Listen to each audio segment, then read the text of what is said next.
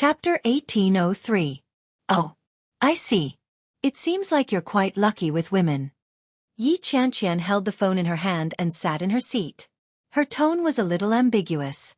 Hearing her half-joking tone, Shen Jilia's previously depressed mood suddenly relaxed. He chuckled and asked, "What's wrong? Are you jealous?" "Of course. If I had a beautiful woman by my side like you, my mood at work would be different." "That's true." "Humph, you're so happy now." Something happened in my family recently. Do you know about it?" "What happened?" "My grandfather passed away. Some time ago, Shen Jilia had brought a lot of Alzheimer's medicine for his grandfather. Now, those things had been thrown away by Yi Zhenhua." Shen Jilia was silent for a moment before he said, "Yeah, I heard about it." Yi Qianqian would be the first to suspect Yi Qianqian. In other words, Shen Jilia might have known about it a long time ago, but he was stingy with his condolences? Yi Qianqian felt uncomfortable when she thought about it. Shen Jilia quickly said, "Your sister said you were very sad, but I was afraid that you would be even sadder if you heard her voice, so That's my sister." Yi Qianqian found it a little funny. Her lips curled up. "But I didn't expect you to be so self-aware." "You're right. If I heard your voice at that time, I would indeed be very sad." Shen Jilia had expected it, but he still smiled bitterly when he heard that. "But..." Yi Qianqian's voice came through again. Shen Jilia held the phone in his hand and remained silent. "I'm quite happy to hear your voice now." "Ha!" Shen Jilia's heart beat faster, but he still pretended to be calm and asked after a long pause. "Did you know that something happened to Feng Tongtong recently?" Shen Jilia really didn't know. When he heard Yi Qianqian's question, he became curious and asked, "What happened?" This was almost an instinctive reaction, but after Shen Jilia asked it, he felt that something was wrong. If he asked that question, would it mean that he felt something different about Feng Tongtong? When he realized this, Shen Jilia immediately changed his tone and said, "It's fine if you don't want to tell me. I don't really want to know." Yi Qianqian replied, "She was raped by a man who was older than her father." When Shen Jilia heard this, his eyes widened in disbelief. "No way. When I heard about it, I was shocked too. I found it hard to believe. Later, when I went to the hospital, she was crying so hard that she fainted. During the surgery, her mother was crying so hard too." Yi Qianqian's voice became softer. Shen Jilia could imagine the expression on Yi Qianqian's face right now. After a moment of silence he asked, "Why did this happen?" This was probably retribution. Yi Qianqian believed in that. The elders in her family would always tell her that people shouldn't do bad things. Otherwise, bad luck would befall them one day. In the past, he had always felt that pitiful people were hateful. However, after what happened to Feng Tongtong, Yi Qianqian couldn't bring herself to like that woman at all. If Feng Tongtong hadn't gone to her house that day, would such a thing have happened? Chapter 1804. Ever since Feng Tongtong was hospitalized, Yi Qianqian had only seen her twice. She was unwilling to meet Feng Tongtong. She didn't even offer her condolences. After learning that Feng Tongtong was fine, Yi Qianqian immediately returned to Kingstown. Sometimes, Yi Qianqian felt that her heart was cold and hard. Otherwise, why didn't she offer any condolences to Feng Tongtong after what happened to her after being a friend for so many years? However, she couldn't bear to part with Shen Jilia, a man whom she had known for less than a year and had been together for less than 3 months. Every time she thought about how she had lost this man because of a few slanderous words, Yi Qianqian felt as if her heart was being sliced into pieces. At that moment, when she heard Shen Jilia's question, Yi Qianqian replied, "This is fate." Shen Jilia was speechless. After a long silence he said, "What a pity." Shen Jilia really felt that it was a pity. But other than pity, he didn't have any other thoughts. "I'm sorry," Yi Qianqian said softly. Shen Jilia was silent as he waited for her to continue. "Let's meet up," Yi Qianqian said. Shen Jilia's heart suddenly relaxed. In an instant, he felt as if he had grasped something. "Yeah, when?" Shen Jilia pretended to be calm and asked. "This weekend, okay? I've been on leave for too long recently. There are a lot of things to do. I'll go to the capital to look for you on the weekend." "There's no need," Shen Jilia said softly. Yi Qianqian's heart tightened when she heard that. She said nervously, "It's okay. I'll go to Kingstown." Shen Jilia's voice was gentle and cautious. "Your time in the capital is too tight. You're so busy with work. It's too tiring to travel back and forth in only 2 days." "Yeah. Is food and accommodation included?" "Yes," Yi Qianqian answered with a red face. Her colleagues looked over. When they saw Yi Qianqian's blushing face, they smiled suggestively. Yi Qianqian saw the gazes around her, and her expression became even more forlorn. Fortunately, they were still some distance away from her. At least they couldn't hear her when she spoke. She whispered into the phone, "I recently learned how to cook curry rice. I'll cook it for you when you come." The corners of Shen Jilia's lips curled up, and he replied in a soft and affectionate voice, "Yeah. I'm going to work. I'm hanging up." "Yes." Yi Qianqian hung up the phone reluctantly. She looked at the string of numbers on the screen and decided to add a note to his name. The broken relationship ex-boyfriend. Yep. He was my ex-boyfriend for the time being. If one day, Shen Jilia agreed to reconcile with her and they could let bygones be bygones, she would change her mind. The discomfort that had accumulated for so many days seemed to have been released, and even the work became more energetic. Sissy's name was famous in the art circle for being cold and aloof. But today, Sissy seemed to be in a particularly good mood. Not only did she talk a lot, but she even sent a love pack. This made the painters feel extremely flattered. At the same time, they immediately started to reflect on themselves. Did they do anything wrong to make this guy start to set up a trap for them? Yi Qianqian was speechless. The work accumulated over the past few days wasn't something that could be done easily. As expected, he worked overtime until 9 p.m. today. Chapter 1805. When she took the evening bus home, she was exhausted. When she opened the door, she found that the lights in the house were on. Yi Qianqian's heart skipped a beat, and she felt her body tremble. It was daytime when she went out, so it was impossible for someone to forget to turn off the lights. Therefore, the lights must have been turned on at night. Yi Qianqian's hair stood on end. She stood at the door and stared at the house. She didn't dare to move or go in. However, there was no movement inside. Yi Qianqian swallowed a mouthful of saliva and finally decided to brace herself to walk in. She took small steps carefully. Creak. It was the sound of the door opening. Yi Qianqian was so scared that her whole body almost jumped up. She turned her head and saw a man standing behind her. Shen Jilia raised his eyebrows slightly when he saw her stiff expression. When Yi Qianqian saw him, she was a little surprised and said, "You." Shen Jilia seemed to have taken a shower. He was wearing a light blue top and beige shorts.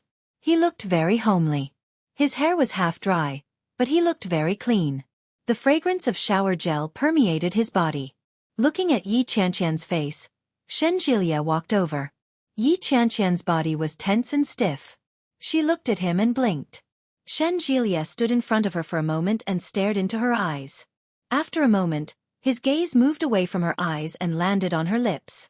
Yi Qianqian's heart suddenly skipped a beat. What is he going to do?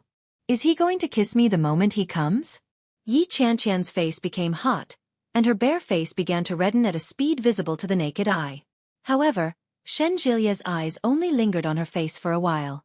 Then he turned around and unintentionally muttered, "You didn't even close the door." As he spoke, he had already walked to the door. Yi Qianqian felt a little embarrassed, and her face became even redder. She clenched her fists in anger, stomped her feet, and gritted her teeth. She shouted, "Why are you here?" There was no sound behind her. When Yi Qianqian turned around angrily, she suddenly bumped into a wall of flesh. Shen Jilia's body didn't move. Just as Yi Qianqian was about to retreat, Shen Jilia suddenly reached out and wrapped his arms around her, holding her tightly against his chest. Yi Qianqian felt as if her heart had skipped a beat. She almost forgot to breathe. His body tensed up as he stared at Shen Jilia's light blue top, not daring to move. "Didn't you ask me to come? Are you trying to play dumb now?" Shen Jilia lowered his head and looked at Yi Qianqian's pink face. His eyes darkened. "I didn't." Without waiting for Yi Qianqian to finish her sentence, Shen Jilia suddenly closed the distance between them and stared at Yi Qianqian with his amber eyes. Yi Qianqian couldn't say anything else. She looked at Shen Jilia, and her heart was beating incredibly fast. This wasn't the first time he had gotten so close, but why was he so nervous? Yi Qianqian felt like she was going crazy, but when she looked at Shen Jilia, she couldn't help but want to get closer to him. Yi Qianqian stood on her tiptoes and kissed his lips. It was like a dragonfly skimming the surface of the water, but it was enough to arouse a certain man who had been restless for a long time. The impulse that he had been restraining for a long time immediately surged out under this gentle kiss, and he could no longer suppress it. Chapter 1806. Yi Qianqian gasped under the pressure. Without warning, her mouth was attacked. Shen Jilia's passion seemed to be even more ferocious than before. Under such intense pressure, Yi Qianqian almost couldn't breathe. She turned her face to the side to breathe. Shen Jilia immediately moved away from her lips and used his teeth to tear open her neckline. Yi Qianqian cried out in surprise and immediately covered her chest. But Shen Jilia had already reached out his claws and ravaged them with ease. Shen Jilia lifted the hem of her shirt and reached his hand inside. Ha! Stop! Yi Qianqian covered her body. She felt so nervous that she was about to suffocate. They hadn't seen each other for so long. Was it really appropriate for them to be so passionate as soon as they arrived? Besides, didn't they break up? If they were to go to bed at such a time, what kind of relationship did they have? Yi Qianqian had hundreds of concerns in her heart, but when the words came to her mouth, they became, "I haven't showered yet." Shen Jilia laughed out loud. He pressed his whole body against hers and said in a low voice, "I don't mind." Yi Qianqian didn't even have a chance to struggle before she was pressed down by him and stripped of all her clothes. They hadn't seen each other for more than 10 days. They hadn't lived together for nearly a month. Shen Jilia couldn't stand it anymore. Now that the little sheep was in front of him, how could the big wild wolf not eat her? Shen Jilia wrapped her up and carried her into the room. Yi Qianqian felt like she was floating. After she was placed on the bed, Shen Jilia pressed down on her. Before she could react, she felt her body swell. The feeling of being filled made Yi Qianqian almost cry out. Yi Qianqian opened her blurry eyes and looked at Shen Jilia in front of her. She gasped and asked, "Is it too fast?" Shen Jilia leaned over her and whispered into her ear, "I won't." With a wicked smile, Shen Jilia pressed his lips against hers and whispered, "You're already prepared." Yi Qianqian's heart sank. Yi Qianqian's face turned even redder. She pinched his hand. Shen Jilia had an even better way to punish her. He pressed down on her heavily. Yi Qianqian gasped and screamed. She threw her head back and hugged his back. Shen Jilia sealed her lips with his. Wordlessly, he began to move with all his might. When it was almost over, Yi Qianqian panted heavily and stuttered, "What kind of relationship do we have?" Shen Jilia didn't say a word. He quickly pushed her to the highest heaven once again. Finally, he sank down heavily and asked in a hoarse voice, "What do you think?" "I think." She felt that they were a little embarrassed. They had clearly broken up, and they hadn't even officially gotten back together yet, but they had already rolled into bed together. What was this? Didn't we already break up? You're not my boyfriend anymore, so isn't it bad for us to be like this? Shen Jilia wasn't in a hurry to leave. Instead, he embraced her and kissed her gently on the lips. In a soft voice he said, "You're not young anymore. Do you want to consider getting a husband?" Yi Qianqian was exhausted, but when she heard his words, she immediately felt energized. She opened her eyes and looked at him. Her mood seemed to have been refreshed. "It's okay if he's not your boyfriend. He can be your husband, the father of your child, and the head of your family in the future." Chapter 1807. Shen Jilia gazed at her and raised his eyebrows slightly. Yi Qianqian stared at him and asked, "Are you proposing?" Shen Jilia was very sure. His lips tightened as he slowly and confidently said, "This is the last time." What he meant was that if Yi Qianqian didn't agree, he wouldn't bring it up again. Or perhaps, what Shen Jilia meant was that right now, at this very moment, he wanted to end things with her. Either forever together, or not together at all. Yi Qianqian wrapped her arms around his neck and kissed him on the lips. She asked, What about your ring? When Xueqi heard that, the tightened line on his lips finally relaxed. When he saw that Yi Qianqian's complexion looked much better, he smiled and reached out to touch the top of her head. Yi Qianqian shrank back a little. Then, as if by magic, Xueqi took out a velvet box. Yi Qianqian widened her eyes in disbelief. She just casually mentioned it. She didn't expect this guy to have already prepared it? Xueqi pulled himself up, and the feeling of being filled disappeared in an instant. Yi Qianqian felt her whole body tremble. She put her legs down and shrank back. Xueqi grabbed her left hand and stuffed the ring onto her ring finger. That's settled then. Come with me to the capital this weekend. Today was Wednesday. There were only 2 days left. However, Yi Qianqian's focus wasn't on that.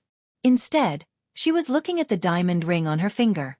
It was beautiful, and the diamond was huge. It sparkled brightly and dazzled Yi Qianqian's eyes. Do you like it? Xueqi interlocked his fingers with hers, and his gaze fell on her fingers. Yi Qianqian smiled and nodded. I like it. A smile appeared on Xueqi's face. There's one more. He picked up the box and saw a man's ring inside. Help me put it on. Yi Qianqian picked up the ring and looked at Xueqi's outstretched hand. She clasped the ring on his ring finger and asked, When did you buy this? Very early. As long as you nod, I can take it out at any time. Xueqi looked at his hand with satisfaction, and the smile on his face widened. Yi Qianqian suddenly felt guilty. She had rejected him so many times, but Xueqi remained in the same spot. Fortunately, he was still at the same spot. Fortunately, he didn't go far, and fortunately, he gave himself one last chance to make a choice. She crawled up and hugged him. Thank you, old Shen. Why do you have to be so nice to me? Xueqi asked. Xueqi hugged her back. His gaze was gentle as he whispered, You're worth it. It was simple and clear. It was rare for Xueqi to say something like that. Yi Qianqian felt like laughing and crying at the same time. Yi Qianqian hugged him tighter and sobbed softly. She said, I'm sorry. I didn't trust you at all. I thought everything Feng Tongtong said was true. I never doubted her. I'm sorry, old Shen. She told you that I slept with her? Xueqi gently pushed her away and looked at her with a dark expression. Yi Qianqian nodded. She told me that what happened that night with you was just an accident. She felt sorry for me, so I... Xueqi's face darkened, and he asked unhappily, How could you believe something like that? She grew up with me. I don't think she would lie to me on purpose. Chapter 1808. Yi Qianqian felt guilty and lowered her head, not daring to look at him. Xueqi was so angry that he gritted his teeth and said, You're going to piss me off. Men, aren't they animals that think with their lower bodies? Tong Tong's figure is better than mine, her breasts are bigger than mine, her hair is longer than mine, and her legs are longer than mine. Furthermore, she's a virgin. Don't you men like virgins? Yi Qianqian tried to defend herself, but she realized that what she said made no sense at all. Bah! Weren't you a virgin when you were with me? Xueqi really wanted to poke her head out to see what was inside. Why should I take responsibility for your best friend's virginity? Not to mention that I've never touched her. Even if I did, you're the one who invited the wolf into the house. You know that your man is infinitely charming, yet you still dared to bring another woman to me. Aren't you digging a hole for yourself? Yi Qianqian rolled her eyes at him. That's because Feng Tongtong hasn't seen the world yet. Xueqi said in annoyance. Wait a minute. Xueqi realized that the topic had gone astray, so he quickly changed the subject. Where did you get that idea from? Do you think all men like to be single? Ah, isn't that what normal men think? Yi Qianqian asked with her eyes wide open. She really thought so. Didn't all men like all kinds of virgins? Xueqi was speechless. He suppressed his anger and said, You really don't understand men. The kind of men you're talking about are called scumbags. Only scumbags like to break women's virginity. It's like collecting stamps. I'm a good man. Besides, when you say a virgin, other than dirtying the sheets, there's nothing special about it. Do you really think so? What do you think? Yi Qianqian turned away. The more she listened, the more guilty she felt. In reality, Yi Qianqian was the one who trusted Feng Tongtong more. It had nothing to do with whether he was a man or not. Their relationship had been maintained for more than 10 years. After such a long time, it had almost become a habit. Unthinkingly and instinctively believe. It wasn't that Yi Qianqian didn't trust Xinjilia enough, but that she trusted Feng Tongtong too much. That was why such a situation had occurred. But now, he laughed dryly and said, "Normal men don't think like you." Xinjilia suppressed it and said in a low voice, "Don't you know whether I'm normal or not?" Yi Qianqian blushed. "How would I know? It's not like I've ever had another man." Xinjilia was quite satisfied with her answer. He lifted the blanket and covered himself with it. Then, he wrapped his entire body around her and said, "I haven't had any other women either. We're even." "Aya, don't crush me, you're too heavy." The relationship between husband and wife is built by pressure. If you don't pressure them, how are you going to nurture your relationship? "I'm so sleepy, ugh." Xinjilia didn't give her a chance to speak. He grabbed her roughly and started a new round of war with her. Yi Qianqian struggled and finally avoided his lips. She gasped and shouted, "Condom? Once I'm pregnant, I'll give birth." "No. Getting married and having children is a matter of course. You've already worn the ring, and now you want to go back on your words? Then I'll return the ring to you." "It's too late." Xinjilia pushed against her and filled her up. "From the moment you nodded, you can't go back on your words anymore. What will happen if I go back on my words? I'll let you have children." Chapter 1809. Yi Qianqian lowered her head to look at the man in front of her. A soft moan came from her throat. All her words were drowned out by his overwhelming strength. The next day, when Yi Qianqian's alarm clock rang, she felt that she hadn't slept for long. She turned over in a daze and suddenly felt that something was wrong with her body. She suddenly woke up with a start. She turned her head to look at her side and suddenly realized that it was Xinjilia. Xinjilia was back. Xinjilia was awakened by her sudden reaction. When he saw her horrified expression, he reached out and hugged her. "Good morning." His lazy voice carried the faint huskiness of a man who hadn't woken up yet. Yi Qianqian's heart skipped a beat. She blinked her eyes. Xinjilia held her in his arms and asked softly, "What's wrong?" Yi Qianqian shrank back and looked down. She saw that both of their bodies were bare. It was like a dream. Time to get up and go to work. "Lie down a little longer." Xinjilia's voice was calm. He rested his chin on her smooth shoulder and gently caressed it. Yi Qianqian felt her skin itch from his caress. She shrank her neck and pushed his face away. "Go away." Xinjilia leaned over and kissed her lips. Yi Qianqian struggled for a while. When she realized that she couldn't open her eyes, she gave up. Xinjilia reluctantly held her in his arms. After rubbing against her, he realized that he couldn't stop. Unknowingly, his body had already been contaminated with a body of fire. That originally calm and tranquil body, after a short while, impressively stood upright. Yi Qianqian could clearly feel the change and struggled with all her might. Xinjilia released her. Yi Qianqian immediately moved to the back and shouted, "I'm going to work." Xinjilia was amused by Yi Qianqian's blushing face. He rested his head on one hand and looked at Yi Qianqian holding her chest with a red face. He teased, "It's not like I haven't seen it before. I've seen what I should have seen and done what I shouldn't have done. What's there to be shy about?" Yi Qianqian's face burned even more. She felt uncomfortable looking at Xinjilia. She whispered, "I'm just not used to it. Why did you suddenly come back?" "Yes, I'm back." Xinjilia lifted the blanket and was about to get out of bed. "Remember to prepare for the trip to the capital. I'll let my family know when I get back." "You're not coming with me?" Yi Qianqian looked at Xinjilia with her eyes wide open. Xinjilia boldly stood up. He didn't bother to cover himself at all. She turned her head away in embarrassment. When Xinjilia saw that, he couldn't help but laugh. Xinjilia was in a good mood. He slowly took out his clothes and said, "I'm going back to the capital now. There's still a lot of work to do. I skipped work yesterday afternoon." "Pooh, no way." Shen Jielia glanced at her indifferently and asked, "What do you think?"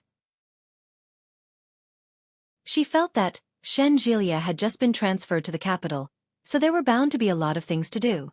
It had only been a few days since he had flown back from the imperial capital. He must have skipped a lot of procedures in the process. If he went back, there would probably be a lot of things to settle.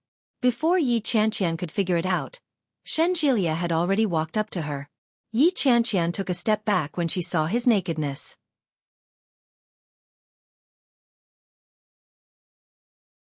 Chapter 18:10. Yi Qianqian looked at him without saying a word. "When you said you wanted to meet me, I almost lost my mind. At that time, I still had 2 treatments to do, but I still went to the airport without hesitation and booked the earliest flight to Kingstown." Yi Qianqian's heart palpitated.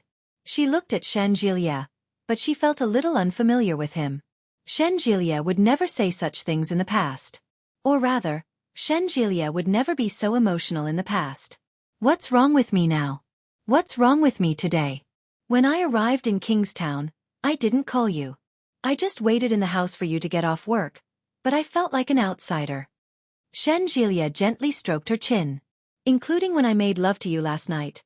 The 2 explicit words made Yi Qianqian feel like her whole body was about to crumble. Her scalp went numb, and her face turned red. "I felt like I was raping you instead of making love to my own woman." Yi Qianqian gently placed her hand on his waist and asked, "Why would you have such thoughts?" "Yi Qianqian, I love you so much." Shen Jielia held her hand and gazed at her with a pair of amber eyes. He whispered, "I don't know what I mean to you, but I still took out the ring. This is the last time. If you agree to marry me, we'll be together forever. If you don't, what will happen to you?" "I'll go back." Shen Jielia pinched her chin and leaned his face close to hers. "I'll never come to Kingstown again. I'll never see you again." Shen Jielia gazed at her with a serious expression. Yi Qianqian's heart tightened, and a sense of nervousness followed. "So, this is really the last time." Yi Qianqian held his face in her hands, stood on her tiptoes, and kissed him on the lips. "Let's get married." Shen Jielia's heart fluttered. He wrapped his arms around her waist and pushed her against the wall.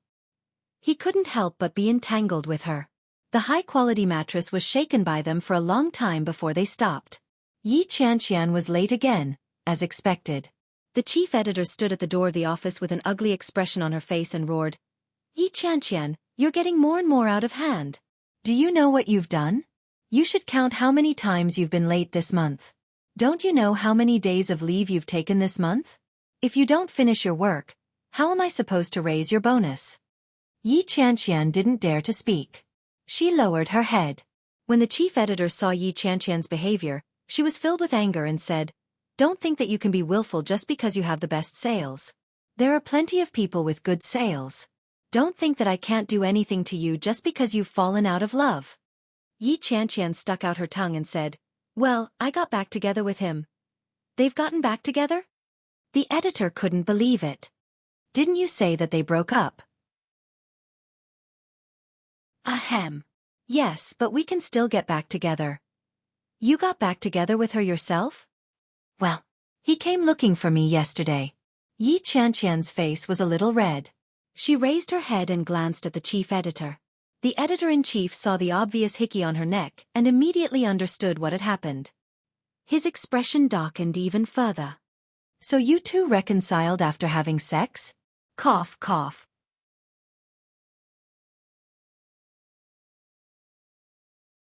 Chapter 18:11. Yi Qianqian shuddered and hurried out of the chief editor's office without hesitation. But just as he was about to step out, he suddenly caught a glimpse of the beautiful sparkling diamond ring on his finger. She immediately turned back and reached out her hand. "I'm getting married soon. Give me your blessings." The chief editor clenched her teeth and almost threw her phone at her. Yi Qianqian quickly ducked and ran away. The chief editor retracted her hand and made the call angrily. When the call went through, she changed her expression and said pitifully, "Hubby, please comfort me." When Yi Qianqian got home, Shen Jielia was already gone. Yi Qianqian tidied up everything and lay on the bed. She couldn't help but lift her ring again and wave it in front of her face. The corners of her lips curled up unconsciously. Yi Qianqian lay down and hummed a tune. She had been looking at it all day, but she couldn't get enough of such beauty. She closed her eyes. She could almost imagine how she would look in her wedding gown. Beautiful, very beautiful. It was the weekend, and the sun was scorching hot in Kingstown.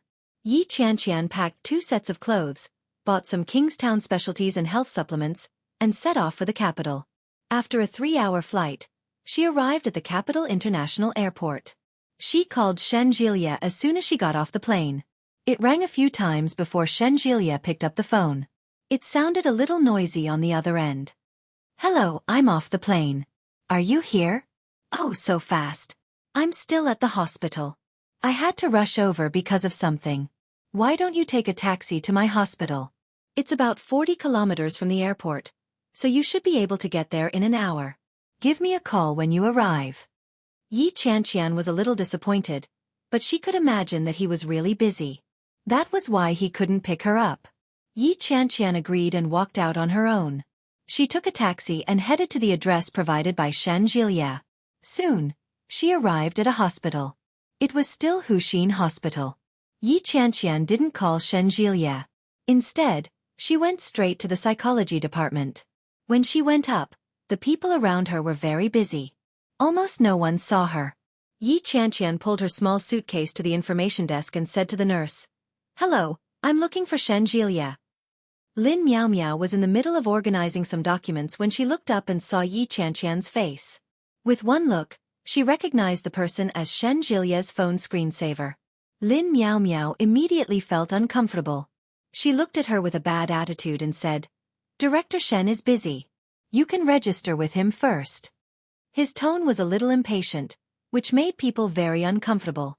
Yi Qianqian hadn't expected the attitude of the people in the hospital to be so bad. I'm not here to see a doctor. I'm his girlfriend." Lin Miao Miao deliberately sized her up and said, "That's impossible. I've never heard of Director Shen having a girlfriend. Also, how could Director Shen like you? Recently, there have been many people pretending to be Director Shen's girlfriend. How did you know him?" Yi Qianqian was infuriated. She could no longer keep up the pretense. The image of a virtuous lady that she had been trying to maintain collapsed. With a dark expression she said, "How can you speak like that? Is it true that no one has complained about the hospital's information desk?"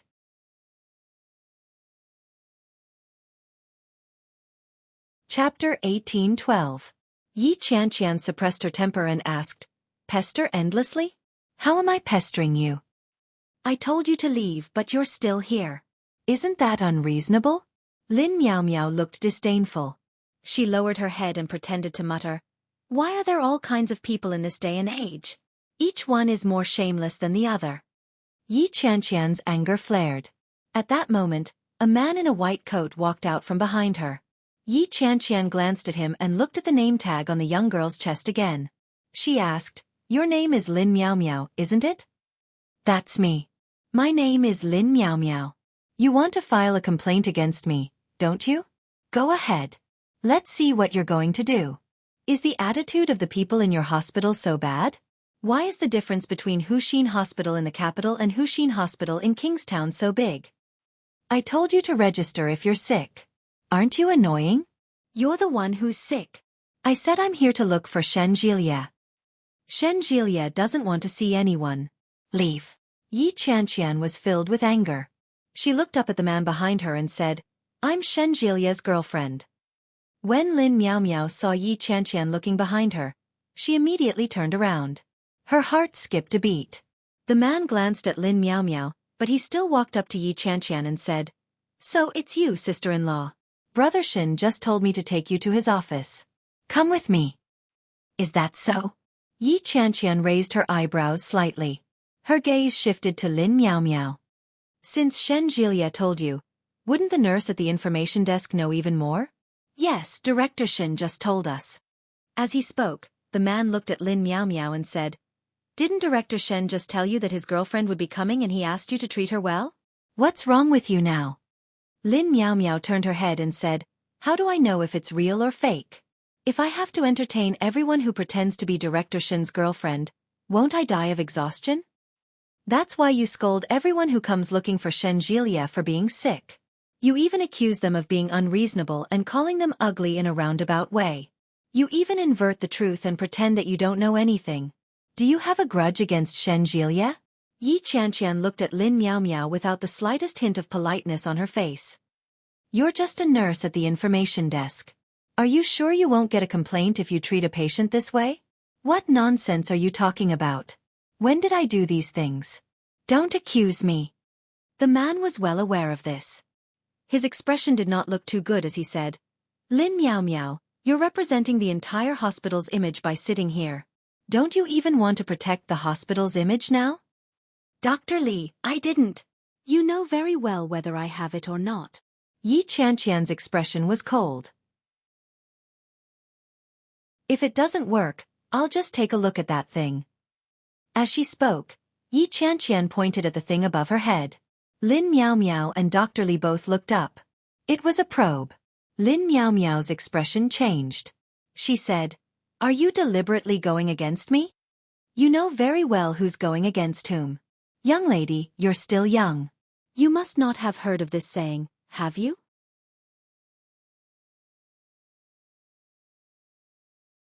Chapter 18:13. God is watching from above. As Yi Qianqian spoke, her gaze fell on the camera again. This is God. What exactly does he look like? We'll find out when we get to the surveillance room later. Lin Miao Miao felt guilty. She looked at Yi Qianqian's angry expression and asked, What exactly do you want? I should be the one asking you that. Yi Qianqian looked at Lin Miao Miao and finally turned her head away. She pulled her suitcase and looked at Dr. Li. Where should I go to wait for my boyfriend? Dr. Li was a little embarrassed, but he still turned around and said, Come with me. Yi Qianqian didn't even look at Lin Miao Miao. She followed Dr. Li into the office. Shen Jilia's office was very clean and very tidy. All the documents were stacked together, but they were labeled and bookmarked in a very organized manner. Yi Qianqian took a look at them. The handwriting was very beautiful and vigorous. It looked like they were just some casual notes. There was a stack of books on the desk in the office. Next to the books was a photo frame. Shen Jilia was holding a woman in his arms and smiling brightly. It was a photo taken when they were in Venice. In the background, there were beautiful blue splashes of water. After the ripples, there were white clouds that contrasted against the beautiful and clean blue sky. When Yi Qianqian saw the photo, the corners of her lips curled up. She picked up a tissue and wiped the dust off it. It was really beautiful. Yi Qianqian stared at the photo. Then, she looked around in boredom as she waited for Shen Jilia to return. However, Shen Jilia seemed to be a little busy. Yi Qianqian sat in his office for about half an hour before Shen Jilia finally returned. He had a mask hanging from one ear. He was looking at the medical records in his hands. As he walked, he said something to a nurse beside him. The nurse looked very young. She was probably in her early 20s. There were some pimples on her face. As she listened, she lowered her head and took notes seriously. Suddenly, Shen Jilia raised his head. After glancing at Yi Qianqian, his eyes curved. He turned to his assistant and said, That's all. Keep an eye on it for the next 2 days. If there's anything you don't know how to handle, you can ask Xiao Li and Xiao Zhou. I won't be coming over tomorrow. I might have to take a few days off in a few days. Ask Xiao Zhou to keep an eye on it. The young nurse nodded repeatedly. All right, Chief Shen. I understand. As she spoke, the nurse seemed to notice Yi Qianqian's presence. She glanced at her and nodded with a smile. Yi Qianqian was the same. After a slight smile, the nurse carried the documents that Shen Jilia had handed over and left. Shen Jilia closed the office door and walked to his seat. Yi Qianqian sat in his chair. She stared at him as he walked toward her and blinked. With a table between them, Shen Jilia bent down slightly. He cupped her chin with one hand and kissed her gently. Wait for me. I'm going to get changed. All right, go ahead. Shen Jilia propped himself up and took off his white coat as he walked inside. About 5 minutes later, Shen Jilia walked out. After changing into a new set of clothes, he felt refreshed and comfortable.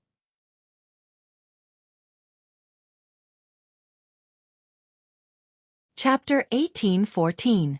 When Yi Qianqian heard that, The nervousness that she had suppressed on the way over suddenly rose again.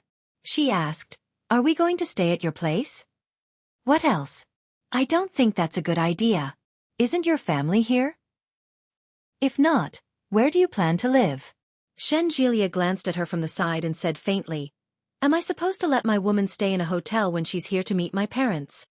When Yi Qianqian heard this, she suddenly felt powerless to refute it. Xueqi held her in his arms and boldly walked forward. The doctors and nurses who came and went to greet her. They looked at Yi Qianqian as if she was a monster. The girls came forward to shake Yi Qianqian's hand. They all looked very surprised. "Oh my God! What a beautiful girl! Old Shen, is this your girlfriend?" "Ha ha ha, since old Shen is enlightened, his girlfriend is so beautiful." The praises were all half true and half false. Yi Qianqian saw through it but didn't say anything. She was happy to be praised like that. Yi Qianqian's lips curled into a smile. She looked at them and greeted them one by one. "Hello, everyone. My name is Yi Qianqian.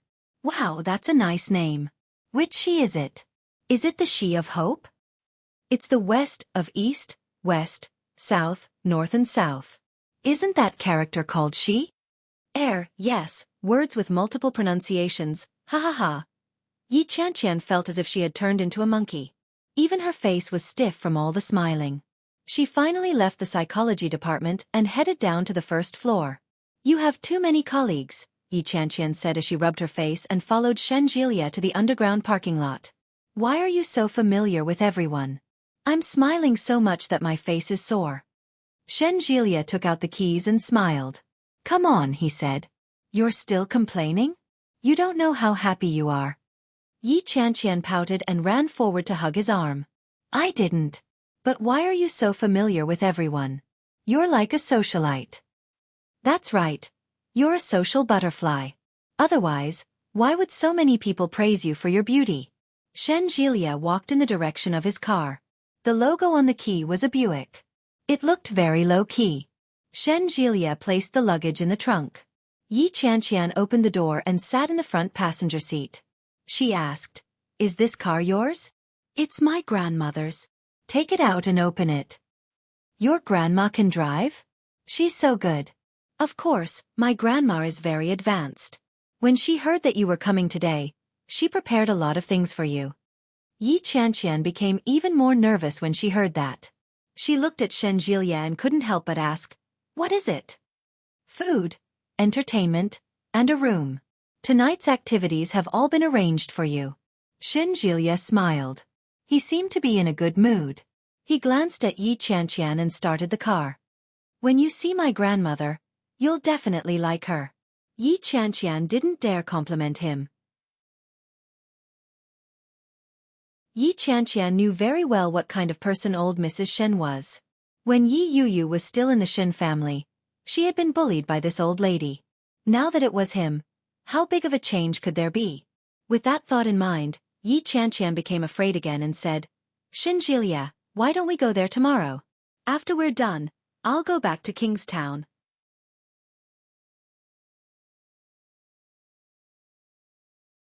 Chapter 18:15. In the future. "We'll talk about it in the future." Yi Qianqian's voice grew softer and softer. She looked at Xueqi's expression and stuck out her tongue. "My sister married into your family. It's not like you don't know how your grandmother treated my sister. I think I should be more careful." When Xueqi heard that, he felt both exasperated and amused. He retorted, "How can that be the same? My brother and your sister had an ill-fated relationship. With that kind of relationship, there's no way they could have gotten married. How can you compare our situation to that of my brother and your sister? Why not? By the way, if your grandmother finds out that I'm Yi Yuyu's older sister, will she have a problem with me?" "She won't," Xueqi said as he drove steadily. "I've already spoken to Grandma. She knows who you are." "Really?" "Of course. Otherwise, did you think I would bring you back just like that?" Xueqi was a little smug.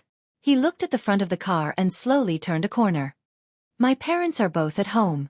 They've been wanting to see you. Don't be nervous later. Just talk normally and act like you normally do. Don't be shy. My grandmother and mother are very playful. My father may be a little more serious, but he's also easier to get along with. What about your brother? My brother isn't at home.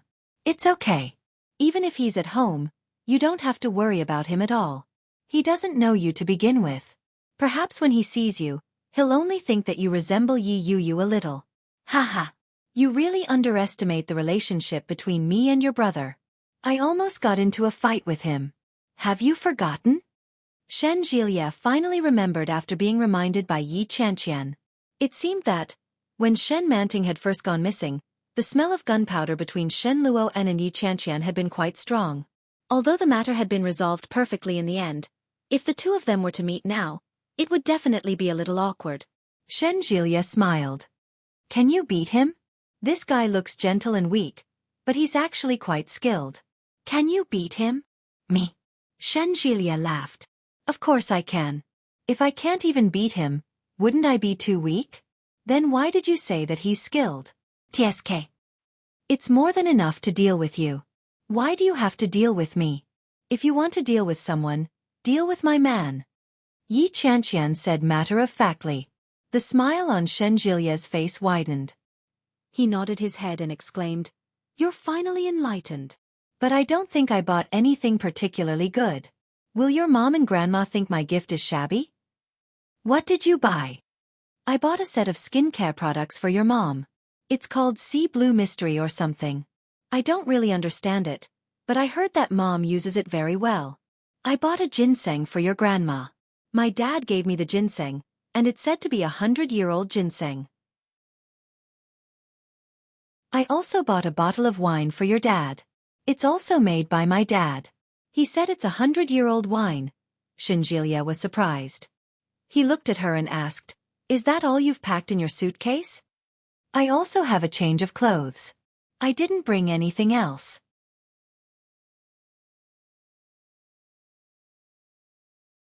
Chapter 18:16. I'm yours. Why do you still want a gift? Yi Qianqian said matter-of-factly. No. Fine. I'll collect it myself tonight, Shen Jielia said casually. Shen Jielia was in a good mood. After turning the corner, he stopped the car in front of a large villa. When Yi Qianqian heard that, her face immediately turned red.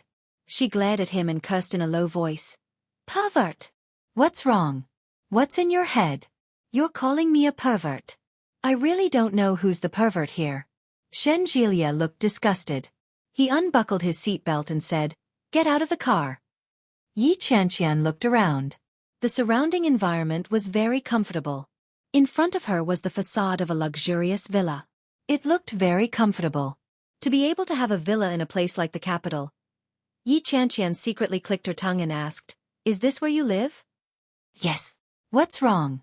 Shen Jielia leaned over to help her unbuckle her seat belt. As he asked, his eyes moved to her chest. Yi Qianqian was wearing a V-neck dress. The mint green color made the dress look especially fair. The collar was originally not low, but under the pressure of the seat belt, the fullness of her breasts was squeezed up. It looked very alluring. Yi Qianqian didn't notice her collar at all. When she saw Shen Jilia's gaze, she immediately covered her chest and pushed his face away. She scolded, What are you looking at? You pervert. Shen Jilia snorted and reached out. Yi Qianqian shrank back. Shen Jilia immediately said, Don't move. I'll help you tidy up. When she heard that, Yi Qianqian immediately stopped moving. Shen Jilia reached his hand out and slid it directly into her collar. He gave it a gentle rub. Yi Qianqian exclaimed. Her cheeks immediately turned red. She shouted, What are you doing? I'm helping you tidy up. Shen Jilia said confidently. He suddenly opened his palm and took out a necklace. He gently placed it in front of Yi Qianqian. It was in the shape of a cherry blossom. The craftsmanship was very exquisite. Yi Qianqian was dazzled by the diamonds on it. When she saw it clearly, she blinked. Shen Jilia was still in a very good mood. He said, It doesn't look good to have a bare neck. I'll help you put it on. Yi Qianqian reached out and touched it. It was warm. She could tell that Shen Jilia had been holding it in his palm for a long time. She giggled and said, Can't you just give it to me? Am I not direct enough? Shen Jilia's cheeks were a little red, but he maintained a serious expression and said, "Here, I'll put it on for you." Yi Qianqian leaned over, and Shen Jilia unbuttoned it and put it on. Yi Qianqian's skin was fairer. When she put on the rose gold necklace, Shen Jilia felt that the woman in front of him was even more beautiful. Feeling pleased with himself, Shen Jilia opened the car door and said, "Let's go." Yi Qianqian became even more nervous. When she saw Shen Jilia get out of the car, she opened the door as well. Just as Shen Jilia retrieved his luggage and was about to bring her in, Yi Qianqian sensed that someone was watching her. He looked around but couldn't find anyone. Old Mrs. Shen stood on the second floor. The curtains next to the floor-to-ceiling windows were lightly drawn, perfectly concealing the old lady's aged but spirited body.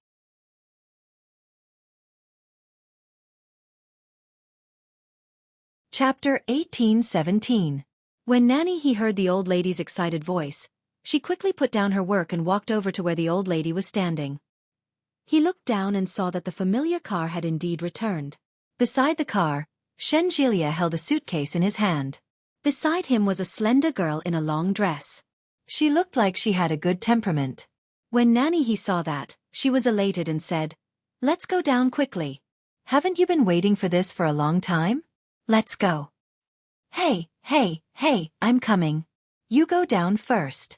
I have to take a look at the girl's face first. If she's not pretty, then forget it." The old lady held the binoculars and looked very excited. After staring for a long time, she finally saw the girl turn around. When she saw Yi Qianqian's face, the old lady finally slapped her thigh and exclaimed, "She's so pretty. I'll go down." Nanny He hadn't seen Yi Qianqian's face, but when she saw the old lady's excitement, she quickly picked up the binoculars to take a look. With one look, she saw that the girl was wearing a mint green dress. She looked quite tall and fair, but her head happened to be turned around, so she couldn't see her face. Feeling helpless and regretful, Nanny He had no choice but to go down. Yi Qianqian and Shen Jilia lingered at the door for a while. After taking out the things that had been prepared for the elders from the suitcase, they walked inside. When they walked in, old Mrs. Shen happened to come down happily. Her eyes looked over. When she saw Yi Qianqian, she smiled kindly and said, "Oh, this must be Qianqian. You're so pretty." Yi Qianqian knew the old lady. Not only did she know her through Yi Yu, but she had also met her once or twice when she was in Kingstown. At that time, the old lady had been with Yu Lily the entire time. She was so focused on running away with Yu Lily that it was possible that she didn't remember Yi Qianqian at all. Yi Qianqian wasn't a person who liked to get close to people. She laughed and nodded her head. "Yes, Grandma. I've heard about you for a long time. Jilia, that brat, has been hiding you like a secret. He's afraid that I'll eat you up." As the old lady spoke, she glared at Shen Jilia with a pair of reproachful eyes. Then, she stepped forward and took Yi Qianqian's hand affectionately. She said, "I heard that you and Yi Yu are sisters. You look so much alike. But you have good luck.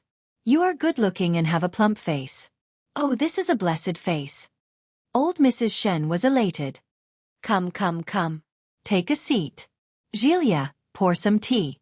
Yi Qianqian was a little embarrassed by the compliment. She subconsciously glanced at Shen Jilia. Shen Jilia, on the other hand, was smiling. He seemed to be in a good mood. When he turned around, Nanny He had already served the tea. He studied Yi Qianqian's face and remarked, "They really look alike. They're practically carved from the same mold as Yu. They're like twins." "Ahem. We are twins, yes, but we are fraternal. She looks more like my father." "Do you look more like your mother?" This was the first time Shen Jilia had heard of it. Yi Qianqian shook her head. "I also look like my father."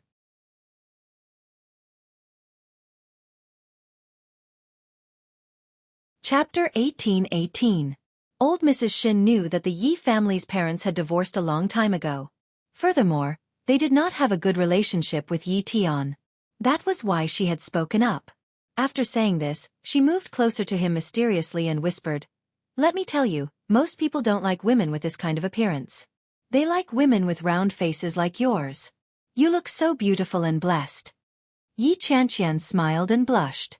"Grandma, this is a tonic that Qianqian specially brought for you. It's obvious that it's very old. Take a look. Shen Jielia took out the ginseng that he had specially prepared for the old lady. Look at how thoughtful my wife is. Old Mrs. Shen was delighted. She patted Yi Qianqian's hand and said, "It's great that you're here. You even brought a gift. You're too kind." However, he couldn't help but take a few glances at it. He brought it over and sniffed it. His eyes lit up. This is good. This thing is hard to buy. Even if you have the money, you might not be able to buy it. My father made it himself. It's been there for a long time, but I heard that it's been preserved very well, so I brought it to you. I knew it. Treasures of this level are all collector's items. So it really is a collector's item. Of course, I have brought you the best. Shen Jielia closed the lid with a smug look on his face. Qianqian put in a lot of effort on this trip. She brought tonics and tonic wine. She even brought good things for Mom and Dad. Old Mrs. Shen was even happier. She nodded and said, "You're so sensible. By the way, Qianqian, I heard that you're painting?" "No, Grandma, I was just staring at other people drawing, for example." In the beginning, Yi Qianqian was still a little nervous, but as she spoke, her words became smoother and smoother. In the end, he and the old lady laughed together, and after a while, they became one. Shen Jielia had been worried that she might not be used to it, but it was obvious that he had been overthinking things. Old Mrs. Shen was an old fox. After chatting with Yi Qianqian for a long time, she pulled her into her room and said that she wanted to talk about something private. How could Shen Jielia not let her go? He could only watch helplessly as his woman was dragged away. There were guests at home today. Shen Longyue and Mrs. Shen came home very early. As soon as he entered, Nanny he had already started preparing dinner. Madame Shen asked impatiently, "Where is he?" "He's inside. Grandma took him away. He's in the room." Madame Shen grinned from ear to ear and said, Okay. I'll go in and take a look. Mom will help you check."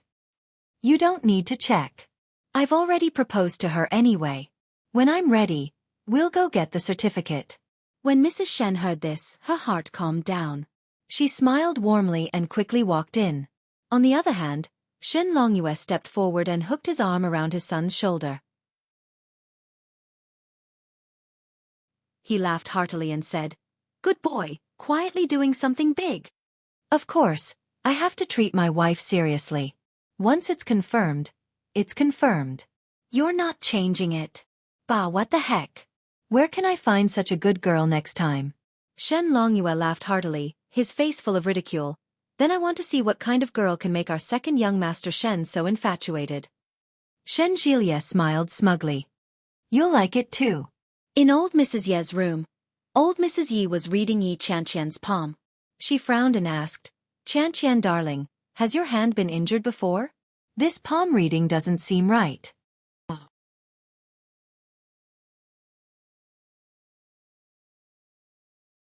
Chapter 18-19. Suddenly, Yi Qianqian's heart skipped a beat. She looked at her palm. It didn't look any different from usual. What's wrong? Yi Qianqian's heart was a little uneasy. Looking at the old lady, she felt a little strange. She had heard of the old lady's mysterious ways. She had heard that she was a big believer in all kinds of nonsense. If she found out that something was wrong, she would never let it go. Yi Yuyu was a living example. If it weren't for the old lady, Yi Yuyu and Shin Luo might still be married. Although Yi Yuyu was happier with Li Jinnan than with Shin Luo was Yi Yuyu's first love. They had grown up together, and they had been in love for a long time. It was only right and proper for them to be together. Guan Kui had stayed in the hospital and hadn't interfered with them. Without the old lady's opposition, Shin Luo might have slowly discovered the good in Yi Yuyu, and their relationship would have slowly improved. Then, Yi Yuyu and Shin Luo could be together forever. However, the ideal was perfect, but in reality, the old lady was right in between them. When she heard the old lady's words, Yi Qianqian had a bad feeling. "Your hand." Old Mrs. Shen's frown deepened. "It looks pretty good. It looks rich and powerful. When were you born?" "Well." Yi Qianqian thought about it and decided to tell her her birthday. "What time is it?" "It should be around midnight. Your 8 characters are a bit sinister, but your appearance is still not quite the same as Yu's. Your face is more rich and noble. Overall, you look quite blessed. But why is your hand broken in the middle? It looks a little unlucky. Yi Qianqian's heart beat faster. She asked, Grandma, what do you mean? To put it bluntly, it's a sign of a short life. When Yi Qianqian heard that, her hand shrank back in fear. A short life? Yi Qianqian was a little scared. Does that mean I don't have long to live? I don't know much about palmistry, but from what I can see, the one with the best fate is Yu Lily. You know Yu Lily, don't you? When old Mrs. Shen mentioned Yu Lily, she smiled happily. Lily, this child, was not very lucky before she turned 25. But after she turned 25, everything went smoothly for her. Yi Qianqian had heard Yu Lily mention it before. For a moment, she felt a little awkward and said, I seem to have heard Lily mention it before. It's said that she's going to give birth to a son and a daughter. Lily recently went for a prenatal checkup, and it seems to be a child. Yes, Lily will give birth to a son and a daughter. I'm telling you, I'm a half-fairy. What I say can't be wrong. As old Mrs. Shen spoke, her eyes looked up and down Yi Qianqian's palm. She looked left and right before finally putting Yi Qianqian's hand down. Qianqian, can you tell Grandma if your hand was injured or was it born like this? Well, I was probably born like this. Yi Qianqian glanced at her palm. There was a faint red line on it. If one didn't look closely, they wouldn't be able to tell that this red line was different from other palm prints. Yi Qianqian stared at it for a long time before saying, I'm guessing that this is a birthmark. Death.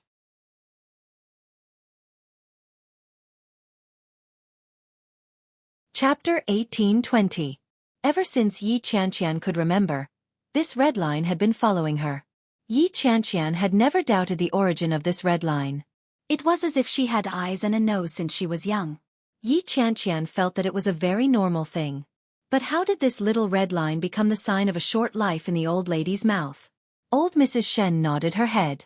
There was an indescribable expression on her face. Knock knock. There was a knock on the door. Yi Qianqian and the old lady looked over at the same time. A lady who looked to be in her 40s or 50s walked in. It was obvious that she had taken good care of herself. Her exquisite makeup made her look very comfortable. Her eyes bore some resemblance to Shen Jilie's. She was probably Shen Jilie's mother. Mrs. Shen walked in and closed the door behind her. She stared at Yi Qianqian and approached her with a smile. This must be Qianqian. Hello, I'm Jilie's mother. Yi Qianqian had guessed it. When she heard that, she quickly stood up and greeted, Hello, Auntie. Sit down. Don't stand on ceremony with me. Mrs. Shen pressed Yi Qianqian back onto the sofa and said warmly, I've heard Jilia talk about you for a long time. I heard that you're an especially adorable and straightforward girl. You're pretty and have a good personality. It's great that our Jilia met you. Yi Qianqian's mood was already a little sour after old Mrs. Shen said that she would have a short life. When she heard Mrs. Shen's compliment, it was difficult for her to be happy. She laughed and said, He's just spouting nonsense. I'm not that good. How can you spout nonsense? I believe in my son. If he says you're not bad, then you're definitely not bad. Old Mrs. Shen looked at them and stood up. Keep Qianqian company. I'm going out for a while. Mom, it's time for dinner. Where are you going? I'm going to old Li's house. You guys go ahead and eat. Don't wait for me. Old Mrs. Shen waved her hand and walked out. Yi Qianqian didn't know why, but she felt a little strange. Old Mrs. Shen seemed to be treating her coldly. Was it an illusion? Yi Qianqian subconsciously looked at the red line on her palm. She clenched her fist and let it fall. Granny Shen was gone for quite a long time. Mrs. Shen led Yi Qianqian to the study. The two of them chatted for a long time. Shen Jilie could clearly hear their laughter coming from the study. Shen Longyue was sitting in the living room, talking to Shen Jilie. When he heard the crisp laughter, he couldn't help but laugh. Your girlfriend is amazing. It's rare for your mother to be this happy. Shen Jilie was very pleased with himself. Of course. Don't you know whose son chose her as his wife? Shen Longyue's smile widened. He pointed at Shen Jilie and said, You only know how to suck up. Isn't that the truth? Like father, like son. You can find such a good wife like my mother. How can I lose? Humph, got it. Hurry up and call your mother and future wife to eat.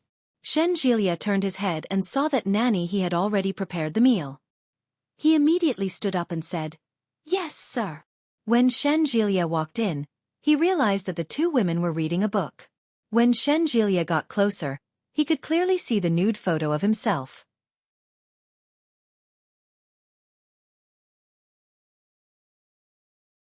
Chapter 1821. When Shenjilia saw it, he immediately felt uncomfortable. He rushed forward to cover the photo and shouted, "D**minute mom! What are you doing?" Mrs. Shen laughed out loud and said, "What are you doing? Photos are meant for people to see. What are you being shy about?" Yi Qianqian laughed out loud and said, "I didn't know you were so cute when you were a child." "Oh my, I'm so shy."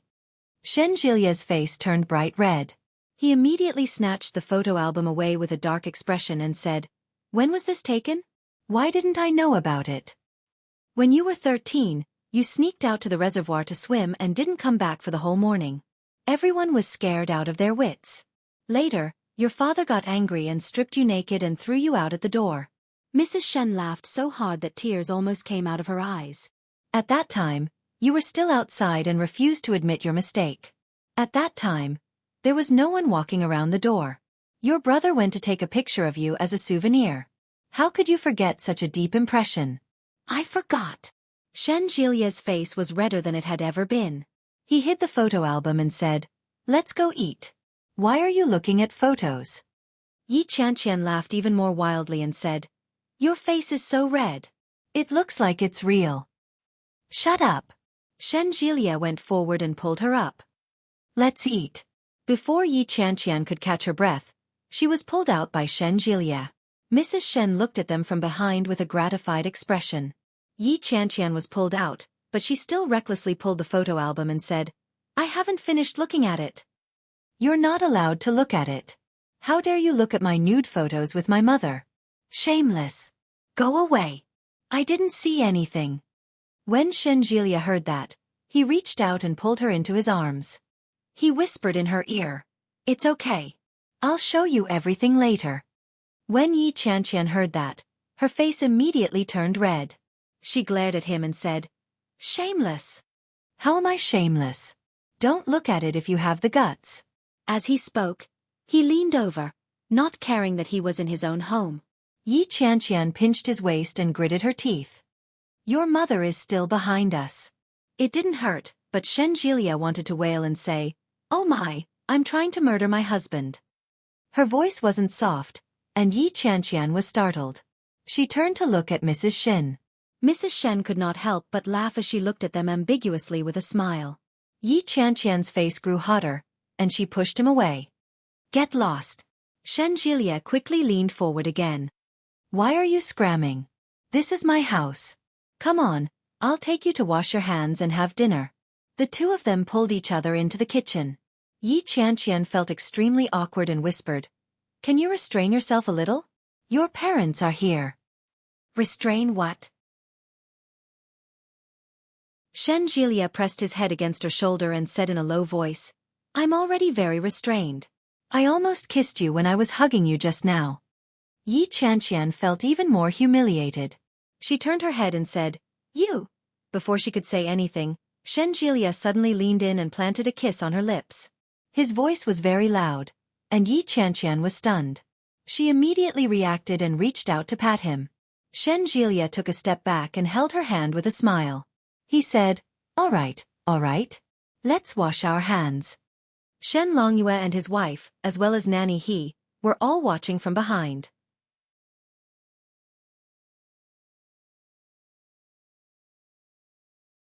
Chapter 1822. "I heard she's Yu Yu's older sister?" Shen Longyue looked at his wife and said, "They do look alike, but Qianqian's face is a little rounder." "Yes, Mom seems to like her very much. She had a good chat with her in the room just now." When Shen Longyue heard that, he smiled and nodded his head. He looked at Yi Qianqian and Shenjilia, who were washing their hands in the kitchen. "Mom rarely likes a young girl so much. It's not easy. Mrs. Shen looked at her husband with a smile and said softly, "Let's go wash our hands and eat." Shen Longyue smiled, stood up, and reached out to his wife. Mrs. Shen blushed slightly, but she still reached out and put her hand on her husband's palm. Yi Qianqian and Shen Jilia quickly finished washing their hands and sat down. The more Nanny he looked at the girl, the more she liked her. She said, "Qianqian, these are all dishes from Auntie He's hometown. They're all Auntie's specialties. Try them." Yi Qianqian smiled. "Yes. Thank you, Auntie He. Nanny He, why don't you sit down and eat with us?" Shen Jilia patted the stool next to him. Mother He looked flattered. She waved her hands and said, "No, no, no. Forget it. Old Madam won't be happy if she sees it." Shen Jilia understood and didn't want to force her. When Yi Qianqian saw this, her understanding of the old lady became even more horrified. This old lady looked a little scary. When Yi Qianqian recalled what the old lady had said about her short life, she felt a little uncomfortable. Nanny He brought Yi Qianqian a bowl of rice. Feeling a little embarrassed, Yi Qianqian asked, "Grandma isn't back yet. Aren't you going to wait for her?" "No need, let's eat first." Mrs. Shen waved her hand. "Your grandmother is always like this. She often goes out and doesn't see anyone. Sometimes, she will eat at a friend's house. We don't have to worry about her." Yi Qianqian nodded. But in his heart, he couldn't help but think, what if the old lady came back when they were halfway through eating? Would she say that he didn't know the rules and didn't show filial respect to his elders? The more he thought about it, the more likely it seemed. When she saw that everyone in the family was used to it, she slowly began to eat. Because of Shen Jilia's presence, Yi Qianqian didn't feel too restrained when she ate. All of a sudden, Yi Qianqian felt a warm sensation on her leg, and she shivered involuntarily. Her heart raced as she turned to look at Shen Jilia. Shen Jilia's expression was natural as he calmly ate his meal. Yi Qianqian pushed his hand away. At the same time, she felt someone looking at her. She looked up and saw that it was Madame Shen. Her face heated up, and she immediately lowered her head. The next moment, she felt another itch between her legs. She immediately clamped down, and her whole body went numb. She turned around and glared at Shen Jilia. Who would have thought that Shen Jilia's expression would be so calm and composed? Feeling her gaze, he turned around and smiled brightly. Yi Qianqian was at a loss for words. She glared at him fiercely. Mrs. Shen noticed and asked, "What's wrong?" Shen Jilia smiled and said, "She loves me too much." Yi Qianqian glared at him and quickly lowered her head with a red face. She reached out and pinched Shen Jilia's thigh hard. Shen Jilia wailed. Mrs. Shen asked again, "What's wrong?" Shen Jilia smiled brightly. "Mom, it's nothing. Let's eat."